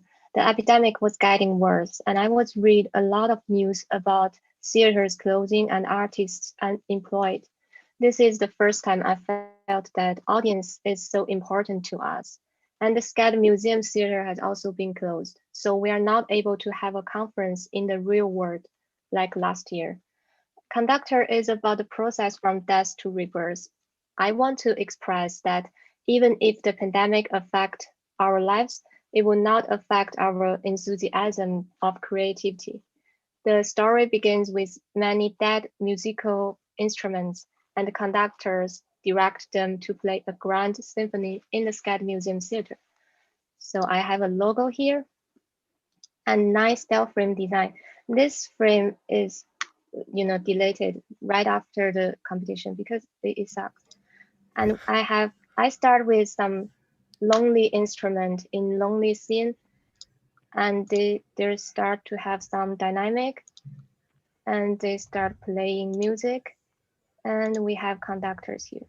So all the style frames here are before the branding process. Mm-hmm. And I have 3 t-shirt design. 2 of them are ugly. That's all I have for the pitch. And for me, the SCAD Museum Theater is my inspiration because last year I have a great experience in the SCAD Museum Theater. Lots of people around, and I can meet people in person that I really liked. And I want to express that even this year, we are not going to meet in the real SCAD Museum Theater, but we still have it in our title sequence. And we still have the CoMotion this year, and we are still here. Yay. So that's all about my concept. So well said. Yeah, I really love your presentation. So that was the pitch that you actually sent for the CoMotion branding contest, right? Yes. Yes, I really love it. Especially the treatment really resonate with me because I think lots of entries. Or I think we all had shared the sentiments of, oh, we're trapped in this world, right? So cold and dead. But yes, you brought in. You have this concept of that. Yes, we can rise from the ashes. Things are bad right now, but we can heal, and it definitely resonate with me. And I think also with like this year's just the collaborations, like we can make this whole virtual collaboration a success with this shared vision and dream. And you definitely got my vote for the branding contest. But I don't know, I was wondering like, oh my god, who's going to animate that? That was the tough part. And also one thing to, I guess, a small tidbit for everyone is that actually the CoMotion brand contest used to be just about the logo. It was mostly fixated on logo, and slowly, some ambitious team just add more and more stuff. Style frames, motion tests, T-shirts, and yeah, and so much so I think starting from 2020, it's like okay, just there are some like there's a limit, right? So it's good to see that like we're growing as a community, right? Instead of focusing on the logo, we're focusing on the experience itself. So that say, let's move on to another question for you, Yu. So we have a very great team this year, and what were the criteria, to be selected for the branding team? Like, what were you looking for as you go through the list of people who want to participate? When I select my team members, the first thing for me is the software you are using, because I want people on same position working in the same software so they can pass file around. And for this year title sequence, I need 3D animators, and I want them to use Cinema 4D because we all know how to use Cinema 4D. And we have 2D style animators, and I want them to use Photoshop or After Effects so we can work together. And for After Effects animators, this year I'm more looking for someone have interested in illustrative style, because the title sequence is illustrative style. Yeah. And that's So thank you. So that says, like, if you want, if current student watching this, you kind of want to work on a branding contest, and if I know you can't guess like who's going to be the winning entry, but you should build a portfolio. If you can build a portfolio to match the creative director style or like a dominant motion design trend to increase your chances of being the branding team. But like you said, even employees are looking at software. The style that you're doing could be, you could be doing like full 3D, or you could have this mix hybrid illustrative After Effects, I guess, I don't know, aesthetic. So I think being intentional with how you mold your portfolio it's gonna help you in the long run, be it like getting on the branding team or securing employment after graduation. And do you have any tips? The last question for you is: do you have any tips you give to current students who want to work on the CoMotion branding team, or who will work on the CoMotion branding team? If you want to work on a branding team, you have to join the voting meeting, the competition meeting. And it's the only chance you can see the pitch before the title sequence release. So you will have an idea of what the concept, what the style, and what kind of skill it needs for this year branding title sequence. And that will helpful. Nice. Awesome. Thank you for your response. And let's move on to more of the virtual experience now, and I'll interview Kagan and Scott, our project managers and producers for this year's CoMotion. So Kagan, can you just share with us like how was the virtual collaboration managed this year? Like what software and tools did we utilize to lead this remote team and production? I mean, it was kind of a combo of a bunch of things, right? It was a lot of Zoom, just like everything else. And then I know you on the animation team, you guys on the animation team used Notion quite a bit. I mean, it was really just whatever people were sort of most comfortable with. At some points, it was like less about, what's the best software to organize anything with, and more like what's the thing that will just get in the way the least, I guess, make things easy and, easy to send stuff, but not like something that anyone has to really think about using. So we used Google Drive, which, funny story, part of the reason we did that is because my undergrad, still, for some reason, I still have unlimited Google Drive space via my undergrad, and so we used that. Exposed. That's also, yeah, it's also part of the reason why. But yeah, yeah, we definitely tried to use tools that people were already familiar with, so it wouldn't be this process of trying to learn something new as well as tackle this project. Yeah, definitely. Yeah, trying to get the whole team to use a new tool is kind of hard. I recall like just when I was the project manager for CoMotion in 2019, I think trying to get everyone on Slack was the toughest thing to do. They just didn't want to like install the app on their phone, or like, oh, I have problem connecting. But this year, like we have to rely on this. What else are you gonna do? Yeah, Yeah, it's you just go dark. That's literally the only way. Yeah, that's an interesting thing actually. Like I figured this year, because I don't really remember last year whether there was an issue or not with getting people on Slack either in person again. But like this year, since we were already like 6 months deep into lockdown and being stuck at home and being virtual with classes and everything else, like if it was just a given at that point, there was no struggle in getting on Slack, because it was like literally just, what else are you gonna do? Facebook Messenger, Yeah, exactly. I think we have been conditioned to work virtually, and I guess can you tell us like what are some benefits to this whole collaboration being virtual online, being online this year?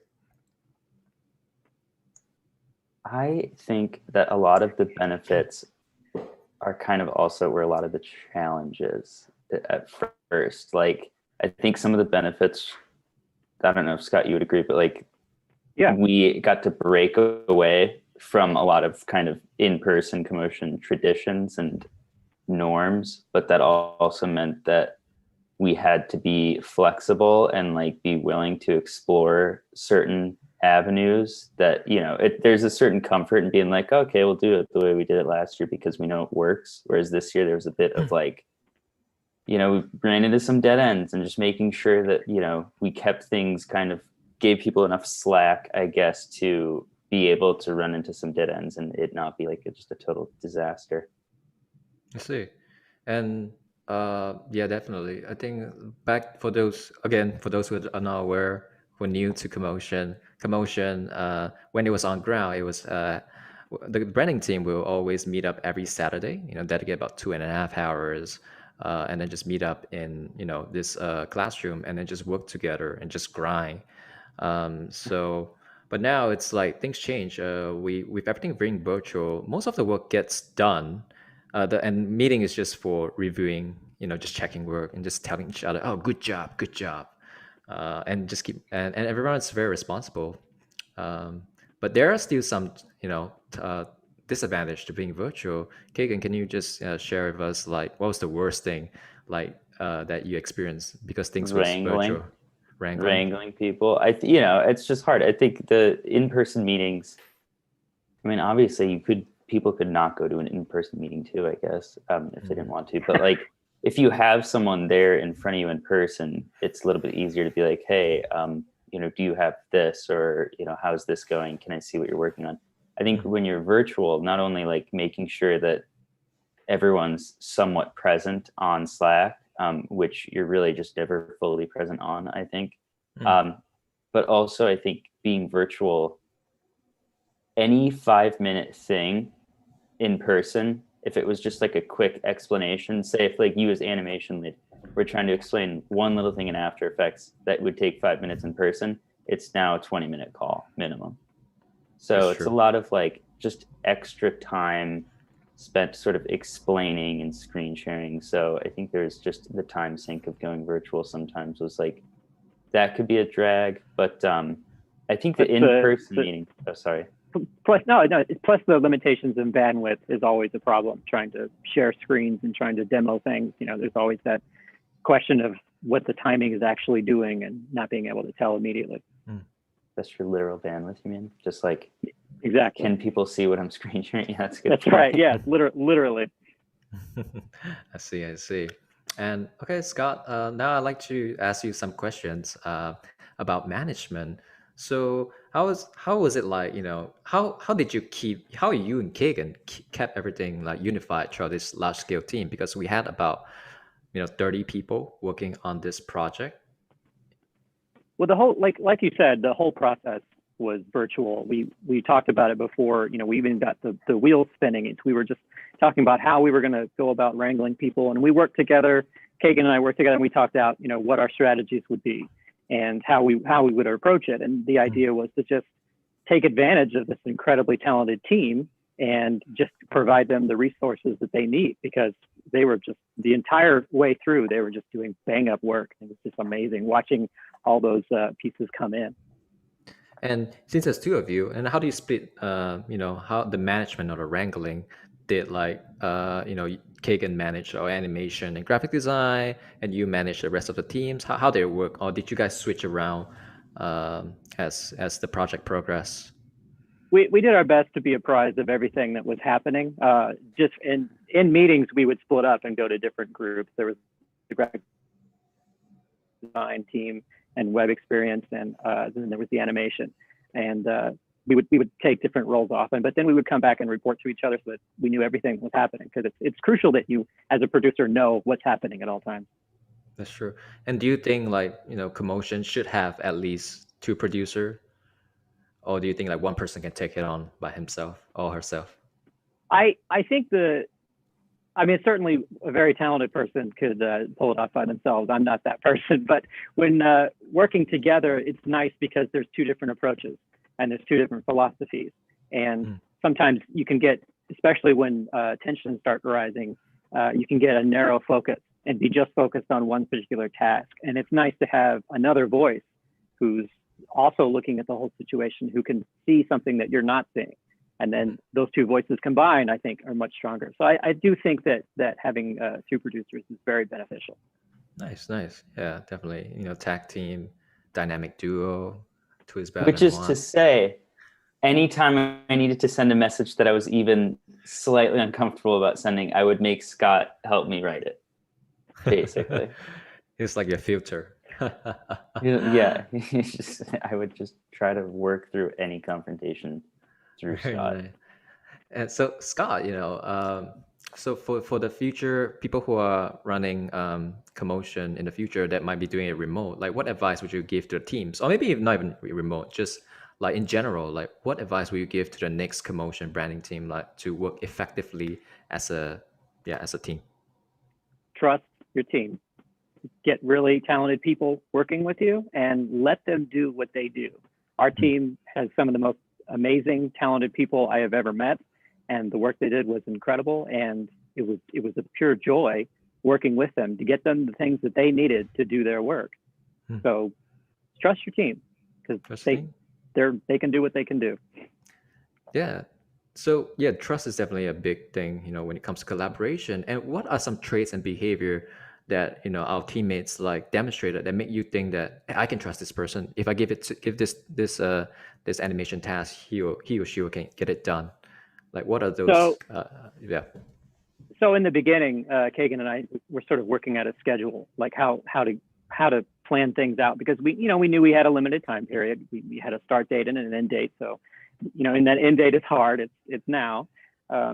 So we were planning out the schedule and sort of lining up what we would need to get done. And, we were thinking about how will we approach different parts of the project if they started to fall behind or if they weren't keeping up.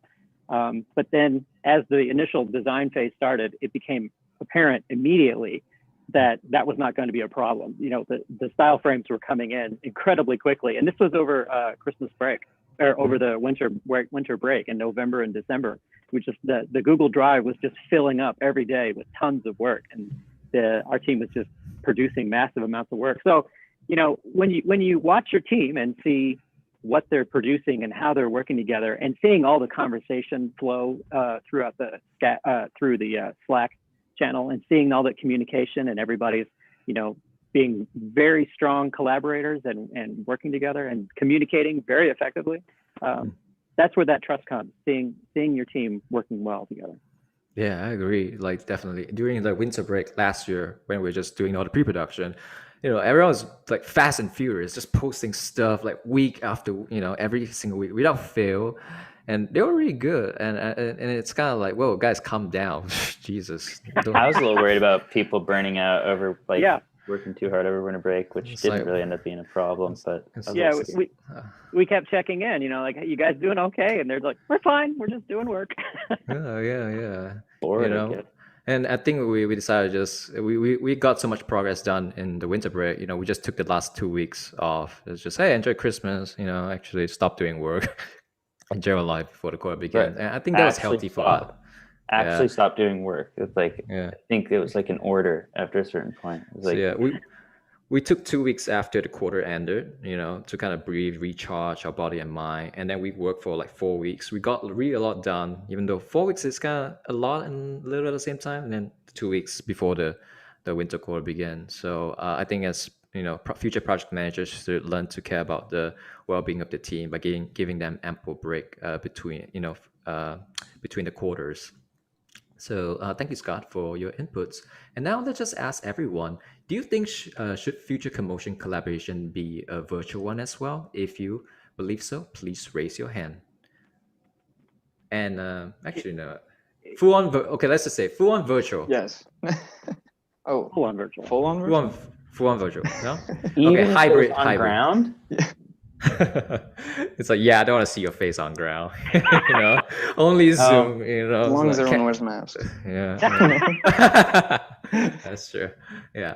Okay, how about hybrid? Would you guys like hybrid? Because I do. I do it. Yeah. I do. I think that there's an element, that now we've kind of like hooked onto because everything's evolved. Like, I don't know if it feels like this to everyone else, but it's almost so like this is the norm now, like in a way that like, and it's also so cool that everybody can be where they are and still connect with each other. That like we never had before. Even companies and even students, who are out of the country or wherever, different time zones, who couldn't possibly be here before, can now, look at it. For sure. We had members who were like on the other side of the world, or like 11 hours time difference, but we still could collaborate. And we were able to include like students, actually a student from the Atlanta campus, Leah Evans. She was a key member of our team when one of our members fell short. So being suddenly working virtually actually opened us up more possibility than closing them. So yeah, I do support like hybrid collaboration in the future. And that's it. Okay, that was a fun segment where everyone can contribute. All right, let's moving on to design. We have so much to share today, and we're like, it's 2:25. Got to keep going. All right. So Katie Yang, our design lead for the branding team. So Katie, we had a lot of like such exciting style frame, so many colors, so many blobby forms, even our backgrounds like that, and also 3D objects as well. So how do you manage to lead the design team in this cohesive visual style? Yeah. So for this year's design, like all the style, all in Illustrative, it is so beautiful and gorgeous, but complex. So which means it's also really difficult to follow the style at the same time. And we have 8 designers total in our teams, and they are all actually doing like such an excellent job. So actually like 8 people, like we did a really quick process. We actually finished all of our jobs, our designs and style frames before the winter quarter start. So which means it's about 3 months before today. And for the method, how to keep the style cohesive, I think there is actually no shortcut. The only way is to try and to explore. And it took a process of trial and error to get everything on the right track. So since the style is all in Illustrative, the process we doing the frames I managed is more similar to creating a full illustration. So we starting with the storyboard, we have the storyboard coming out first, and then we're creating the sketches based on the storyboard. And I can share my screen to show you some of our storyboard process I skipped. Yeah. Sure. Love to see it. Yeah, just shared my screen. And here is some like sketches. We're doing like based on the storyboard, we're starting with these like really rough sketches. And after we finish the sketches, we jump directly to fill in the basic color. The reason why we're doing this is because we wish to see some overall feelings and how it looks at this point. And usually we have to do several different color comps for one frame, and to keep the diversity and also to see which one is the best to go with. And after we decided the sketches and also the color, we started to render the final frames, like including the line art, and also follow the color comps to do the final colors.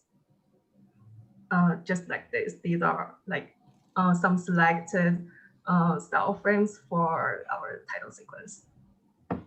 Nice, nice. Yes, beautiful work, you know. You guys, your team really like definitely did a great job.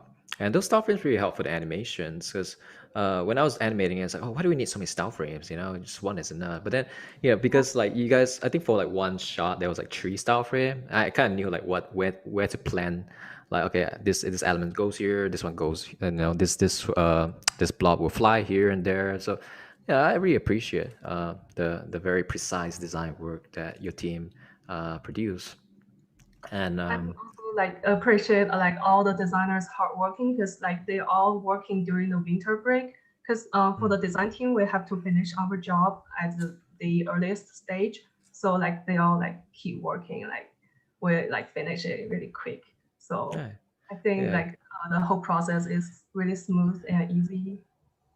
That's good. That's good. You hear that, design team? You know, Katie is very appreciative of you. Okay, everyone here is very appreciative.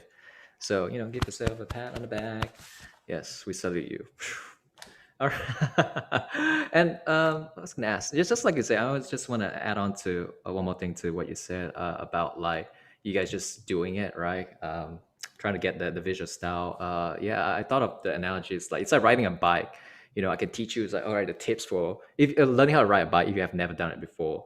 I can give you all the tips, you know, on how to ride a bike, but you need to get on yourself, fall down, and you know, develop your sense of balance, right? That's So, true.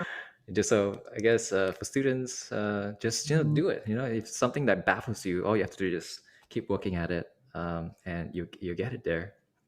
Yeah. All right. So thanks, Katie, for your input. Actually, I won't be talking that much today, but if you want to learn more about my animation, when I say I'm not going to talk much, I meant like my segment on the animation. If you want to learn more about my process, my experience as an animation lead, I published a Medium article.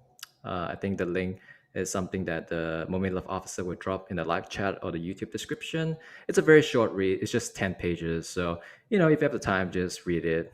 Comes with some pictures and stuff. All right, so we'll move on to graphic design team now.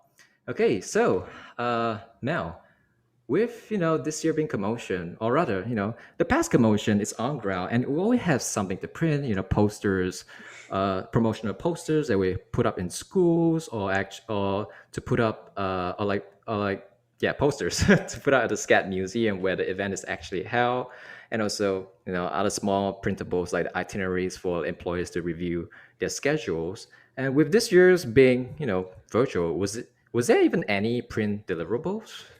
Yeah, that's a very good question. So this year, the graphic design team biggest challenge was creating deliverables that would be memorable, that have graphic design elements with all this illustrative design, a beautiful work by Yu Ying and all the other designers on this project. So how are we merging that with any type?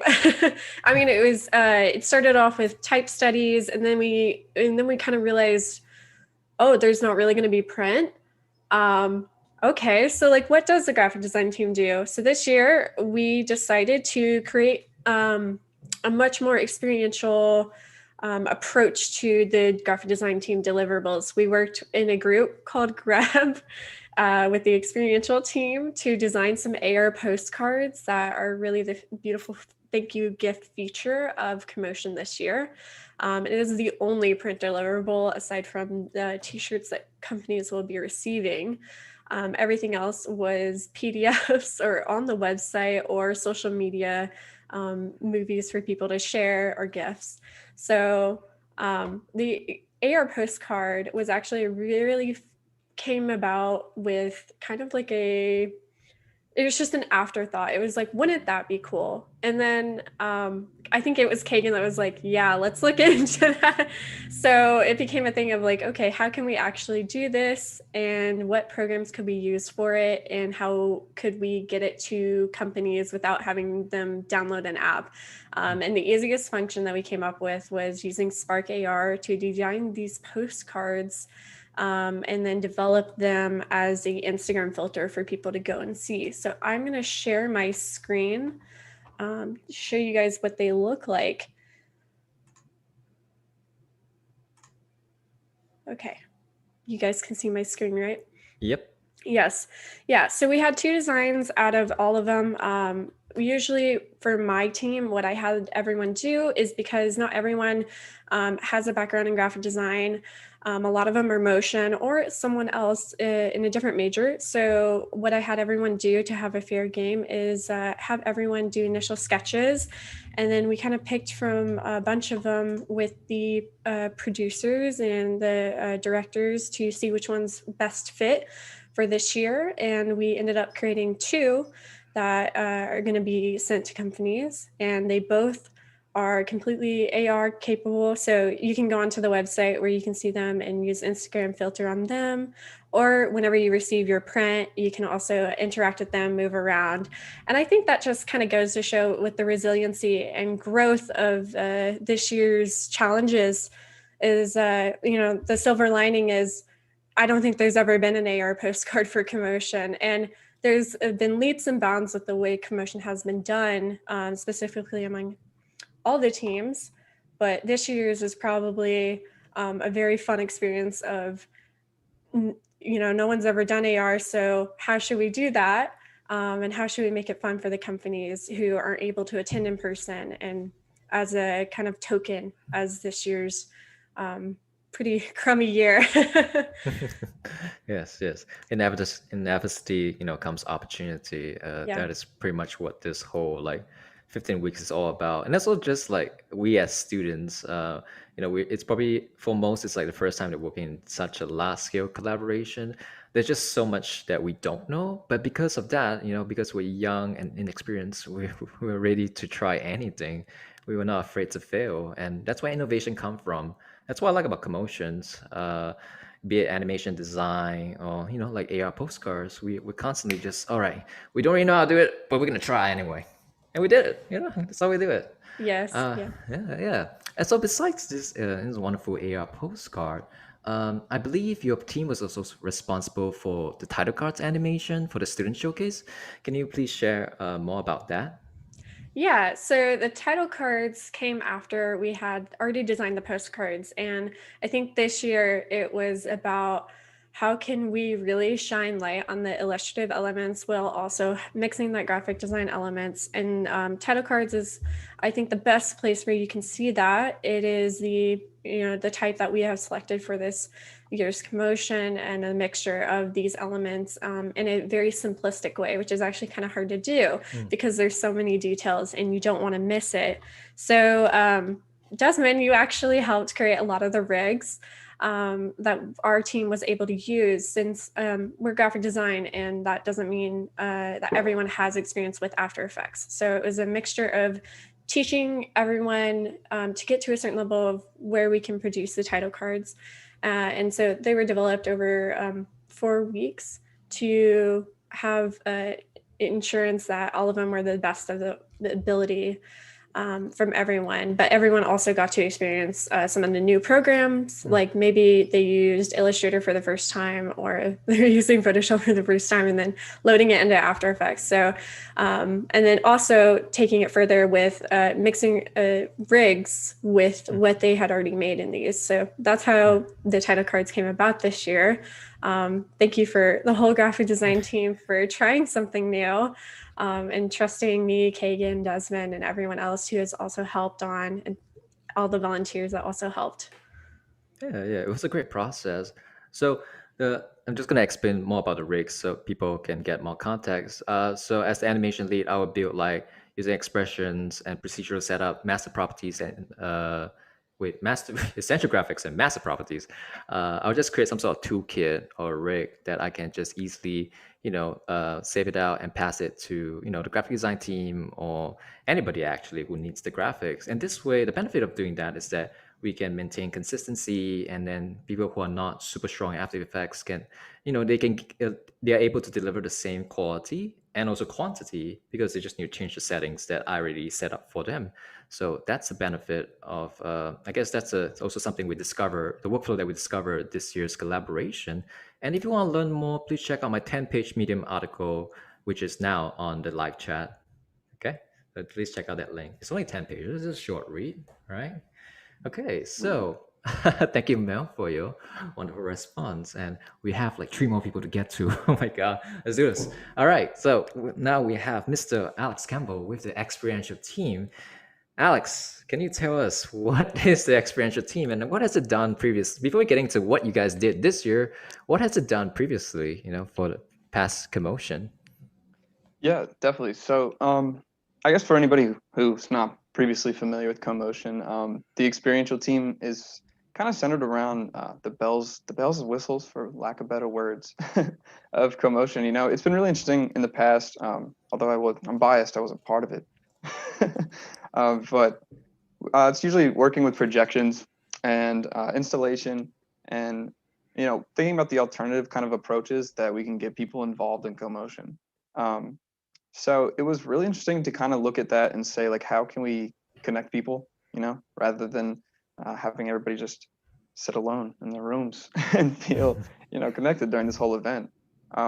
So it like I said, I should also state before, I'm a co-lead. So the other co-lead is Riley Carson. It was only a team of 2. And this year we focused more on things such as VR and AR and ways to kind of break the barrier of being in this weird time. Yeah, nice, definitely. So can you tell us, so you built some sort of virtual environment which everyone can interact with, right? I think it's called Mozilla Hub. Yeah.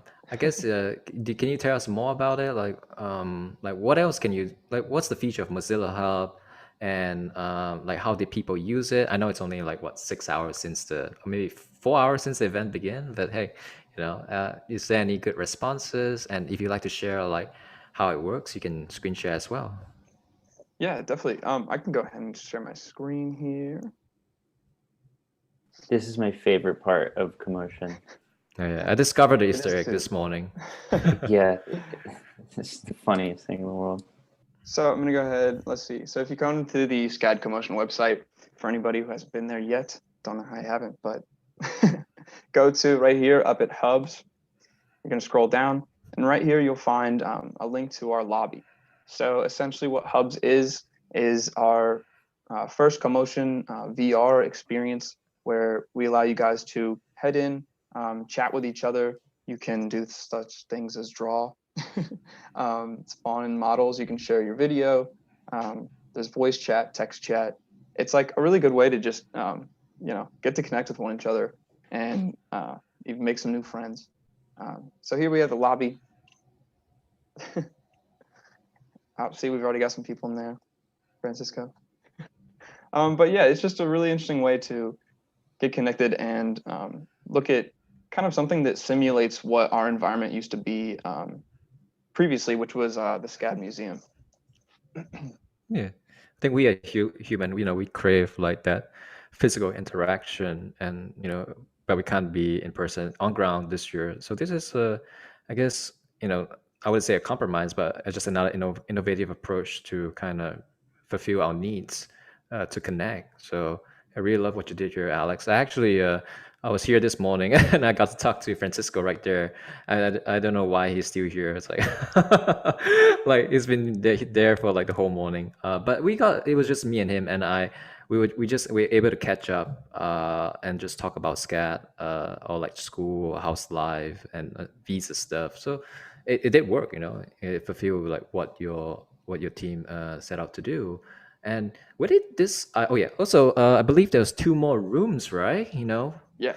So I was gonna say, so we've got the lobby in there. It's kind of like our primary space where you can kind of simulate that idea of just getting to see each other again, hang out, and we've also got a couple more rooms coming. One is already released. If you found it, you probably already know what it is. I've seen some people in there today as well. Very nice. I'm going to leave that a little secret, but our other one is going to be the gallery. As always, we've got our student showcase, which is a big part of CoMotion, where everybody gets to kind of flex their stuff. So we thought it'd be cool to kind of simulate something where we'd be able to look at each other's work. And after tomorrow at the student showcase, definitely go check that out. There'll be a gallery opening up where you can go in and check out everybody's full spreads of their PDFs and see what awesome stuff everybody's been working on the last year. Awesome. And just to remind everyone to visit the Mozilla Hub lobby, please visit scatcomotion.com. All right. Thank you, Alex, for your response. Oh, yeah. And next, let's move on to documentation team with Alex. Not Alex. So, Alex, can you tell us more about what the role of the documentation team and what you guys do? Yeah, so normally every year the documentary team gets together and we gather up all the assets from, animation, design, graphic design, and we make a physical process book that demonstrates, the breadth of work that was displayed this year at CoMotion, from deliverables to title sequence frames to t-shirts. And this year, what we decided to do is, in addition to the physical process book, we're also added the process page on the website, which Andrew so kindly was willing to add on there this year. And what that does is it's there for, companies to look at and students to look at, so they can kind of see, what went into making CoMotion. You see all these deliverables that are created, but seeing how they're created or the process behind it is really important, especially for, maybe people want to be on the team next year and want to get involved, or, companies want to see, I want to know how the animation team, came up with these blob rigs. Like, what are they? How did they get these to animate like that? Nice. Yes. And I believe you are, a sophomore or second year student here at SCAD. Yeah. Yes. So usually, I guess, many years back, CoMotion branding is mostly reserved for the juniors and the seniors because they are more experienced, they have a stronger portfolio. But somewhere along the line, there was the introduction of this documentary team that kind of allows like underclassmen to join and be an observer, but still be able to work in a manageable capacity, right? And still help the whole branding team. And this is the documentation. And so you being underclassmen on the branding team, how does that benefit you as a student, in or maybe your motion design career? Well, first of all, I just thought it was a really amazing experience to get to communicate with everyone and learn, how the making of CoMotion, how you would go about that. I came into CoMotion last year as a freshman and a volunteer, and I saw all the work that was created, and I knew I wanted to get involved, but I wasn't sure, what went into the making of it. So now that I'm here, I feel like I've learned a lot more about how to, develop a process book, document my work, and communicate with a much larger scale team. I had experiences working on teams prior to this, but never a scale of 30 people working on a title sequence and deliverables. That's how it's helped me, but I'm also hoping that this year, anybody who wants to participate in CoMotion next year and hasn't before will be able to look at the process page and learn a bit more about it without, having to talk to someone in person. They can kind of glean what to do from the page itself. Nice. Yes. So just to rehash, our website again, to visit the process page, please visit scatcomotion.com/process. Right. We need to have some sort of like the text just going by our broadcast. Visit scatcomotion.com. Call now. Yeah, Coulter, give us a scroll. A text scroll. Call now. But yes, thank you, Alex, for your input. And finally, we have our wonderful web designer, Andrew. And so you're our last segment. And I just want to ask you, how did you get the opportunity to work with us motion media student, as well as, the CoMotion, getting to work on the CoMotion branding as well? Yeah, of course. So I think it probably started so I was on the CoMotion team last year. We did the website last year as well. So it started probably fall of 2020. Me and Eric Flatt, we were making websites for SCAD Flux, which is the UX club at SCAD, as well as for SCAD Startup, which is a big design competition at SCAD. And I think we were just approached by someone from Momi Love. They were like, hey, like we put on this thing called CoMotion. Last year, we had a website for us in Squarespace, but like we want to know if you guys want to make a website for it. And we had no idea what CoMotion was, but as soon as we saw, I think it was like JP's like pitch deck and what previous CoMotions did, we were absolutely blown away. Like we couldn't believe that this was happening at SCAD. Like we had no idea. So we were like, absolutely, like, we're on board. And I'm so glad we did, because the collaboration since then has been amazing. So yeah. Nice. Yes. So we lure you into a trap with our pretty style frames. Very nice. And so I was gonna I just lost my train of thought. What's the process? So, what's the process of designing the website for CoMotion? Like, because I'm like thinking, you're a web designer, do you just code everything, or like do you wireframe, or like do some graphical design, and then you hand it off then you show it to us, and then you build it, or is it like did we did the layout and stuff, and we push it to you? How is the process like? For sure. Yeah, I think the process is a little bit different with CoMotion just because things are happening, like deliverables are being made as on an ongoing process. So we kind of have to work with, things like graphic design team and people who are making graphical assets like throughout these 15 weeks. So we really kind of this year started way back in December, actually in the fall, thinking about kind of what purpose, what functions the website serves, and figuring out, I think, for last year's website, I think, we did our thing with that. However, it was apparent that this year that it wasn't just going to be about visual aesthetic and relaying static information, but the website along with the Discord was going to serve almost as like a portal to different parts of the event. So it was definitely like a lot more time and work and kind of a heavy undertaking, but I think it was definitely worth it. But to answer your question about like process, it kind of, there's a lot of back and forth, a lot of critique. We love getting critique from, non-UX majors because there's new perspectives and new kind of ideas that come into play. Scott's laughing, but I'm serious. Nice. Yeah, we're definitely very appreciative of you designing the website, because I think, yes, like you said, we used to use Squarespace, and it'll be the graphic design team responsibility to manage that. So are you being able to take on the web design and figure out all the infrastructure, allows, ease the load for us, and we're able to focus on, what really matters, or like what aligns with our strength. So thank you for that. And you say you're a junior, right? Yeah. And when do you graduate? In next May. Next May. Oh, okay. It's like, damn, we need. So I'll be here next. Hopefully. Yeah. Stay on for the third CoMotion web design. Hopefully you can promote to your peers, like, hey, we every year we do that. This thing exists, right? We always need a web designer to join the team. Yeah. Do a pitch next year. Pitch the whole brand next year. Yeah, Andrew. I think that's what new creative director. Oh yeah, damn. And my last question for you is, like, I guess just like a fun fact. So Andrew is a UI UX major, and because UI UX is kind of somewhat closely knitted to motion media as well, and I'm sure there are people, motion designer who focus just on the UI I guess not to say aesthetic, but the methodology. And I'm sure that a current student also want to get into that field.